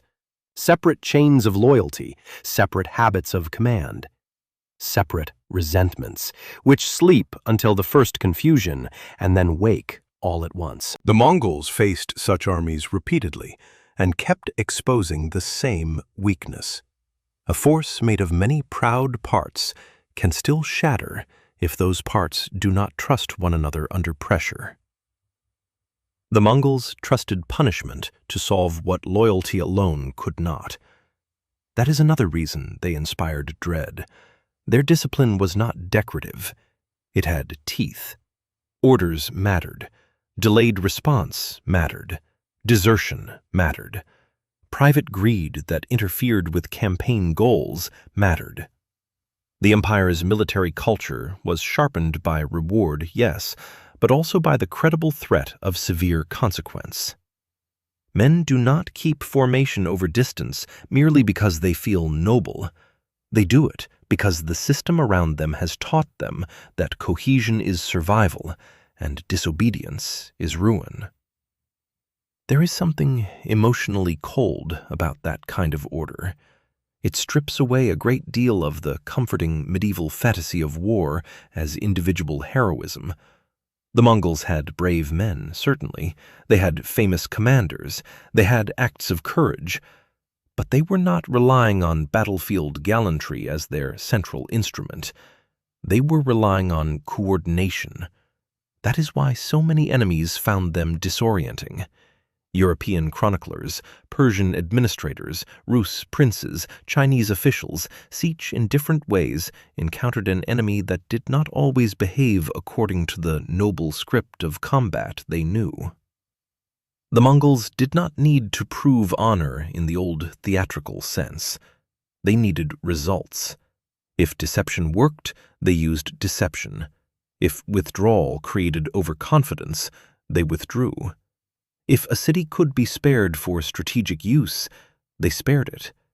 If exemplary cruelty would break the next city faster, they were capable of that too. It was not moral incoherence. It was ruthless flexibility under command. And that is much harder to resist than a foe governed by vanity. Then there were signals. This is one of those details that can sound small until you imagine battle without it. Dust, distance, noise. Uneven ground. Shouted orders swallowed by wind. Men unable to see more than fragments of the field. War is full of broken information. The Mongols, like other sophisticated armies, relied on signaling methods and practiced command habits to preserve coherence in motion. Flags, horns, drums, messengers, prearranged sequences of movement. None of this sounds glamorous, but glamour is not what conquers continents. Clarity does. A Mongol commander did not need his army to look magnificent. He needed it to turn when told. That ability to turn, regroup, split, and recombine is one of the least romantic and most terrifying aspects of their success. A body of cavalry that can move fast is dangerous. A body of cavalry that can move fast while still remaining responsive to command over a broad operational area is much more than dangerous. It can make slower enemies feel trapped in their own reactions. By the time they understand one movement, the next has already begun. This is where intelligence enters again. The Mongols were relentless gatherers of useful knowledge. Scouts, envoys, merchants, defectors, local informants, conquered administrators, engineers borrowed from earlier campaigns, all could be folded into an expanding reservoir of practical understanding. What road can bear baggage? Which walls are weak? Which city hates its governor? Which river crossing is fordable in this season? Which ruler is proud enough to pursue recklessly? Which general is cautious? Where are the granaries? Where are the craftsmen? Where do refugees tend to run? These are not glamorous questions either, but empires are often built by people who ask unglamorous questions more consistently than their enemies do. The Mongols asked them, and kept asking them, because information reduced risk. It made even cruelty more efficient. Why burn the whole district if terror applied precisely will do more? Why smash every town equally if one destruction can purchase 3 surrenders farther down the road? Why fight the strongest part of the kingdom first if a wider arc of movement can collapse it from within? Seen from the outside, this could feel almost prophetic. In truth, it was disciplined curiosity weaponized, and it helps explain why old states so often seemed to collapse faster than expected when the Mongols entered their world. The issue was not merely that defenders were weaker. Sometimes they were not. Sometimes they had more men, stronger walls, deeper urban resources, richer courts, older military traditions. But richness does not guarantee clarity. Age does not guarantee flexibility. A large state can be physically formidable and mentally slow. The Mongols punished mental slowness with unusual efficiency. Think of what that meant for the ordinary soldier on the other side. He is not reading grand strategy. He sees only fragments. The enemy was there, then gone. Orders conflict. His commander says hold, then pursue, then wheel. Dust clouds suggest reinforcements that may or may not exist. Arrows keep arriving. Men at the flank start shouting. Someone says the line on the right has broken. Someone else says it has not. The enemy appears to retreat. The nobles urge attack. The infantry cannot keep pace. The horses are tiring. Nothing is stable long enough for courage to settle into shape. This is the battlefield feeling the Mongols repeatedly created. Not only fear of death, but fear of incoherence. And incoherence is contagious. Once a few men begin acting on different versions of reality, the unit frays. Once the unit frays, individual survival instincts begin replacing command logic. Then the army ceases to be an army. It becomes a crowd with weapons. The Mongols were expert at pushing enemies across that invisible threshold. Their postal and relay systems, especially once the empire matured, deepened this advantage further. What later observers would know as the yam was not just an administrative convenience. It was a political nervous system. Stations, fresh horses, official movement protected across enormous distances. This made the empire less dependent on slowness than many of its rivals. Messages moved, orders moved, surveillance moved. Even if local conditions varied, the broader effect was transformative. The empire could remain in conversation with itself across space that would have broken looser polities into delay and uncertainty. To enemies, that must have felt maddening. They were fighting not just riders, but connectivity. And connectivity is one of those powers that is hard to see until you are already losing to it. This is also why the Mongols were more than destroyers. They could absorb the useful parts of conquered civilizations without softening their edge. Chinese siege engineers, Muslim administrators, scribes, artisans, merchants, and subject elites did not simply sit outside the Mongol story. They were brought in, ranked, used. A lesser conqueror might have despised settled peoples too much to learn from them. The Mongols feared no such contradiction. If a technology broke walls, they used it. If a clerk improved taxation, they kept him alive. If a translator made command easier across regions, he became valuable. Their empire was not pure, it was practical. That practicality is deeply important to understanding fear. People are often frightened by barbarism. They are more deeply frightened by barbarism that learns. Because then the enemy does not remain fixed. He gets better. And by the middle of the 13th century, much of Eurasia had learned exactly that lesson. The Mongols were not simply a hard people from a hard land. They were a command culture capable of enforcing discipline, gathering intelligence, transmitting orders, adapting tools, and turning local victories into a repeatable imperial habit. That is why their terror did not evaporate after one campaign or one ruler. It had institutional life. In the next part, we have to descend from institutions back into bodies. Because systems can sound abstract, and Mongol fear was never abstract to the people living under it.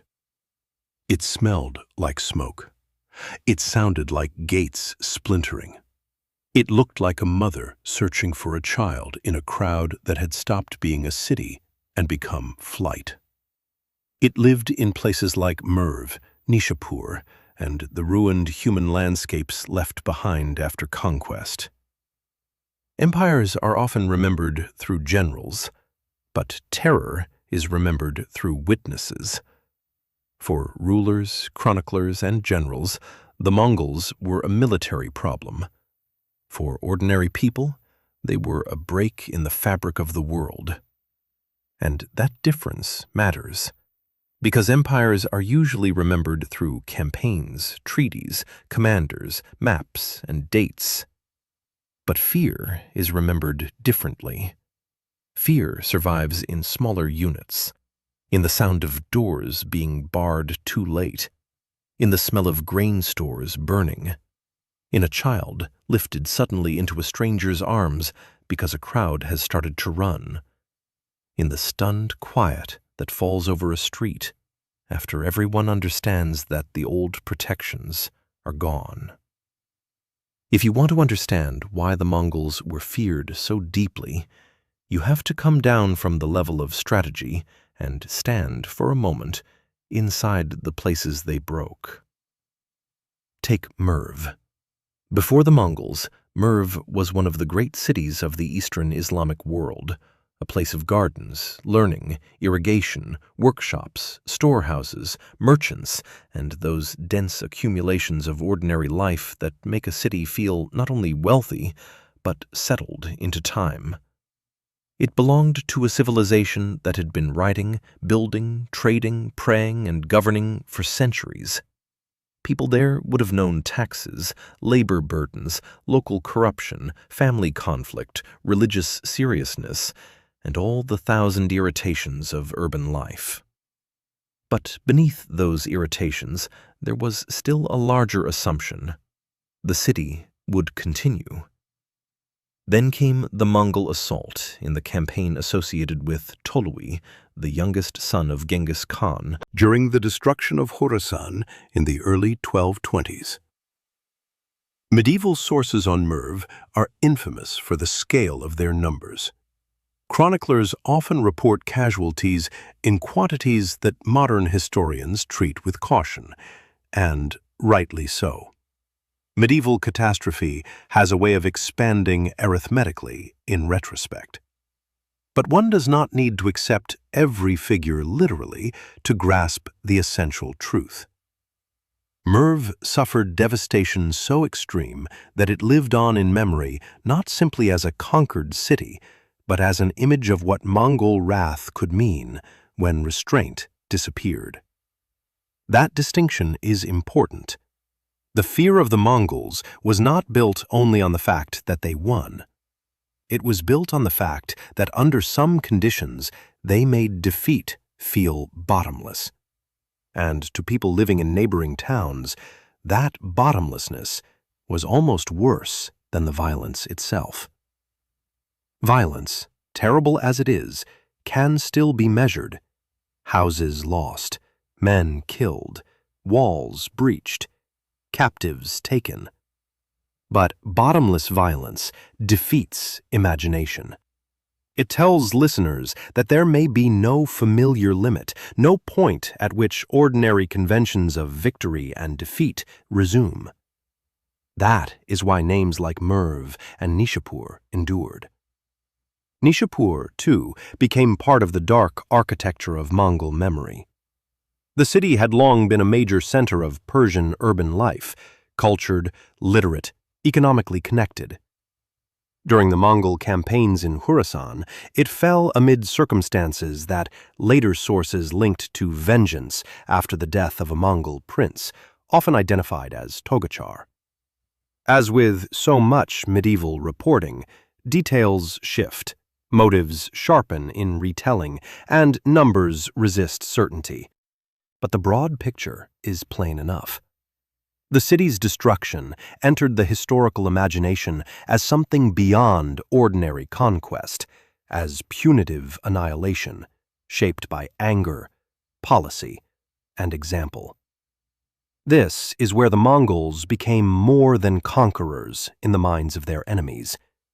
They became a civilization capable of making human density disappear. And when that realization spreads, fear changes quality. People no longer ask only, can we win? They begin asking, if we lose, what remains? That is a much more intimate question, because it pulls war into the household. A city under threat is not just a military site. It is kitchens, courtyards, prayer rooms, ledgers, blankets, wedding gifts, stored onions, old parents who cannot move quickly, children who do not understand why adults have become so sharp with one another. It is craftsmen halfway through work that will never be finished. It is letters unwritten, bread dough abandoned, water jars dropped in streets because the hands carrying them have started to shake.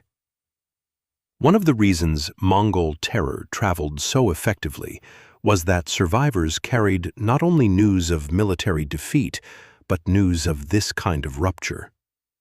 A scholar fleeing one city could report that the libraries were gone.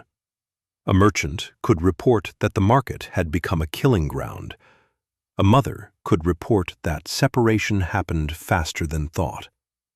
A minor official could report that records, seals, and legal authority had dissolved into smoke, and command shouted in another language.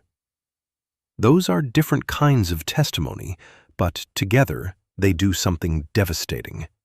They convince listeners that conquest has entered the most ordinary rooms of life, and once that happens, no one hears the Mongols are coming as a distant political statement anymore.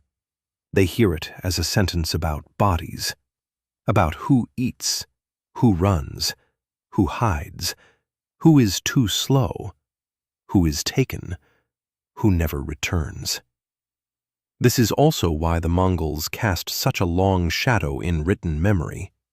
Chroniclers did not merely record defeat, they struggled to find a moral vocabulary big enough for what they believed they had witnessed. Some reached for divine punishment, some for the language of apocalypse, some for lament, some for righteous fury. Some tried to count, because numbers can create the illusion that suffering has been contained by arithmetic. Others gave up on arithmetic entirely and wrote instead in images, bones, empty streets, silence, smoke, wolves moving where people had moved. Even when the details are heightened, their emotional truth is revealing. These writers were trying to describe not just loss, but disproportionality, the sense that an old world had been struck with a force too large for familiar prose. And still, it would be lazy to say the Mongols were feared only because they massacred. Many powers massacred. What made the Mongols different was the relationship between massacre and method. Their violence was often tied to policy: punish resistance, reward submission when useful, terrorize the next target, remove future threats, strip cities of skilled labor, redistribute captives, secure routes, break the prestige of ruling houses, eliminate the fantasy that walls alone could save anyone. This did not make the violence less terrible. It made it colder. Cold violence lingers longer in memory than hot violence. A rage-filled sack may horrify, but people can still tell themselves it was chaotic, excessive, irrational, a loss of control. The Mongols were often feared because they did not seem out of control. They seemed frighteningly in control. The city died not in a drunken storm, but as part of an intelligible imperial grammar. That is very hard for the human mind to bear, because it means suffering has been chosen, not merely unleashed. And in the wake of such campaigns, the survivors, or the people who arrived after the survivors, had to live among proofs: charred structures, empty irrigation channels, orchard land gone untended, trade routes interrupted, skilled communities dispersed, cemeteries expanded too quickly, dogs and birds moving through spaces that once belonged to conversation and commerce. There is a special sadness in ruined infrastructure, because it reveals how much cooperation ordinary life requires. A city is not just houses. It is maintenance, timing, trust, habit. Once those are broken, rebuilding is not automatic. Sometimes it takes generations. Sometimes it never really happens at all. That lingering damage is part of Mongol fear too. They did not simply kill in the moment. They could wound the future. When word of places like Merv and Nishapur spread, neighboring populations understood this instinctively. Even if they never saw those ruins with their own eyes, they understood enough. To resist the Mongols was not merely to risk battlefield defeat. It might mean the conversion of a living city into a memory others would use as warning. That kind of knowledge enters the body differently. It makes governors hesitate. It makes councils divide. It makes fathers consider surrender who would otherwise speak of honor. It makes mothers pack early. It makes priests pray in a changed tone. It makes merchants move goods before law has officially admitted danger. It makes everyone slightly less certain that tomorrow belongs to them. And that, in the end, may be the most intimate definition of terror, the theft of tomorrow's ordinary shape. By now, we have seen the Mongols as riders, as generals, as a system, as rumor, as punishment, as the breakers of cities. We have seen their fear move from the steppe into courts, from courts into armies, from armies into marketplaces and kitchens, and memory itself. All that remains is the final question. Why did their shadow stay so long? Why did lands that later recovered still remember them with such force? Why did chroniclers return to them? Why did rulers keep trying to understand them, classify them, negotiate with their descendants, or invoke them as warning? Why did the name Mongol endure not just as a historical category, but as a feeling? That is where we go next. Because some empires conquer territory, the Mongols conquered imagination. Long after the smoke cleared, long after kings rebuilt, Long after roads reopened and children were born into towns that had only heard the stories secondhand, the Mongols were still there. Not always in armies, in memory. And memory can be harder to drive out than an occupying force. That is the last reason so much of Eurasia feared the Mongols so deeply. Not simply because they killed on a vast scale, though they did. Not simply because they won battles with unnerving regularity, though they did that too. They were feared because they altered the emotional memory of the continent. They taught city after city, court after court, ruler after ruler, that the old assurances of distance, rank, walls, and inherited prestige could fail all at once. Once people learn that lesson, they do not fully unlearn it. A burned city can be rebuilt, a dynasty can be restored, a road can reopen, a market can fill again with cloth, horses, spices, metal, paper, grain, gossip, and bargaining voices. But something stays changed. The people who come after live among stories, and stories have a way of hardening into instinct. A governor hears of danger and thinks first of hesitation.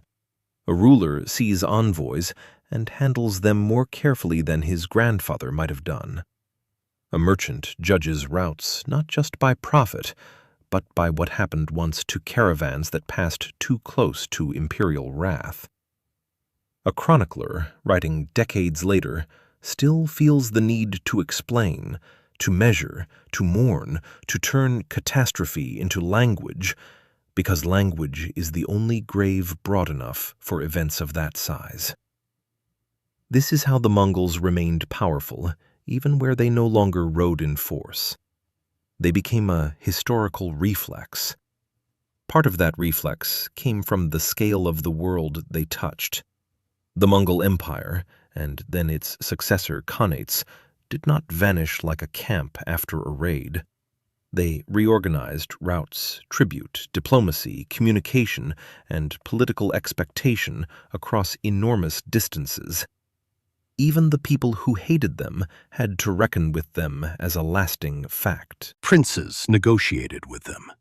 Merchants traveled through systems they had secured. Clerks served in structures they had imposed. Rival rulers defined policy in response to them. Fear gradually mixed with adaptation, and adaptation is one of history's cruelest ironies. Human beings adjust even to what once horrified them. That adjustment, though, did not erase the older terror. It sat underneath, a memory that could be touched at any moment by a name. Genghis Khan, Subutai, Batu, the Golden Horde, the fall of Bukhara, the ruin of Merv, the death of princes in fields far from the steppe. Every civilization they struck preserved its own version of that memory. In Persian writing, in Rus traditions, in European chronicles, in Chinese records, in oral stories carried along families and frontiers, the Mongols remained larger than one reign or one campaign. Sometimes they were described as punishment, sometimes as barbarians, sometimes as master strategists, sometimes as a scourge, sometimes, grudgingly, as rulers of frightening ability. The descriptions differed, but the undertone often remained the same. These were the people who proved the world was less stable than it looked. And perhaps that is why the Mongols stayed lodged so deeply in imagination. They exposed a truth that civilized societies prefer not to examine too closely. That order is often thinner than it feels. A city seems eternal while the ovens are warm, the tax ledgers are being copied, the wells are full, the walls are manned, the judge sits in his place, the market opens, and children run through familiar lanes. An empire seems permanent while tribute arrives, cavalry answers summons, envoys travel under seal, and the ruler's name is still spoken with confidence at the edge of the realm.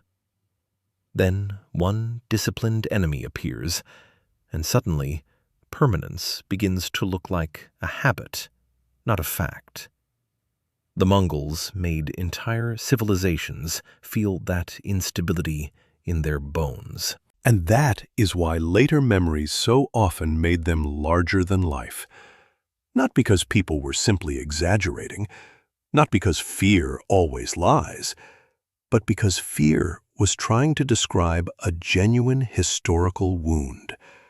The moment when the known world discovered that men raised in felt tents under hard sky on small horses could cross deserts, rivers, mountains, and assumptions with equal force.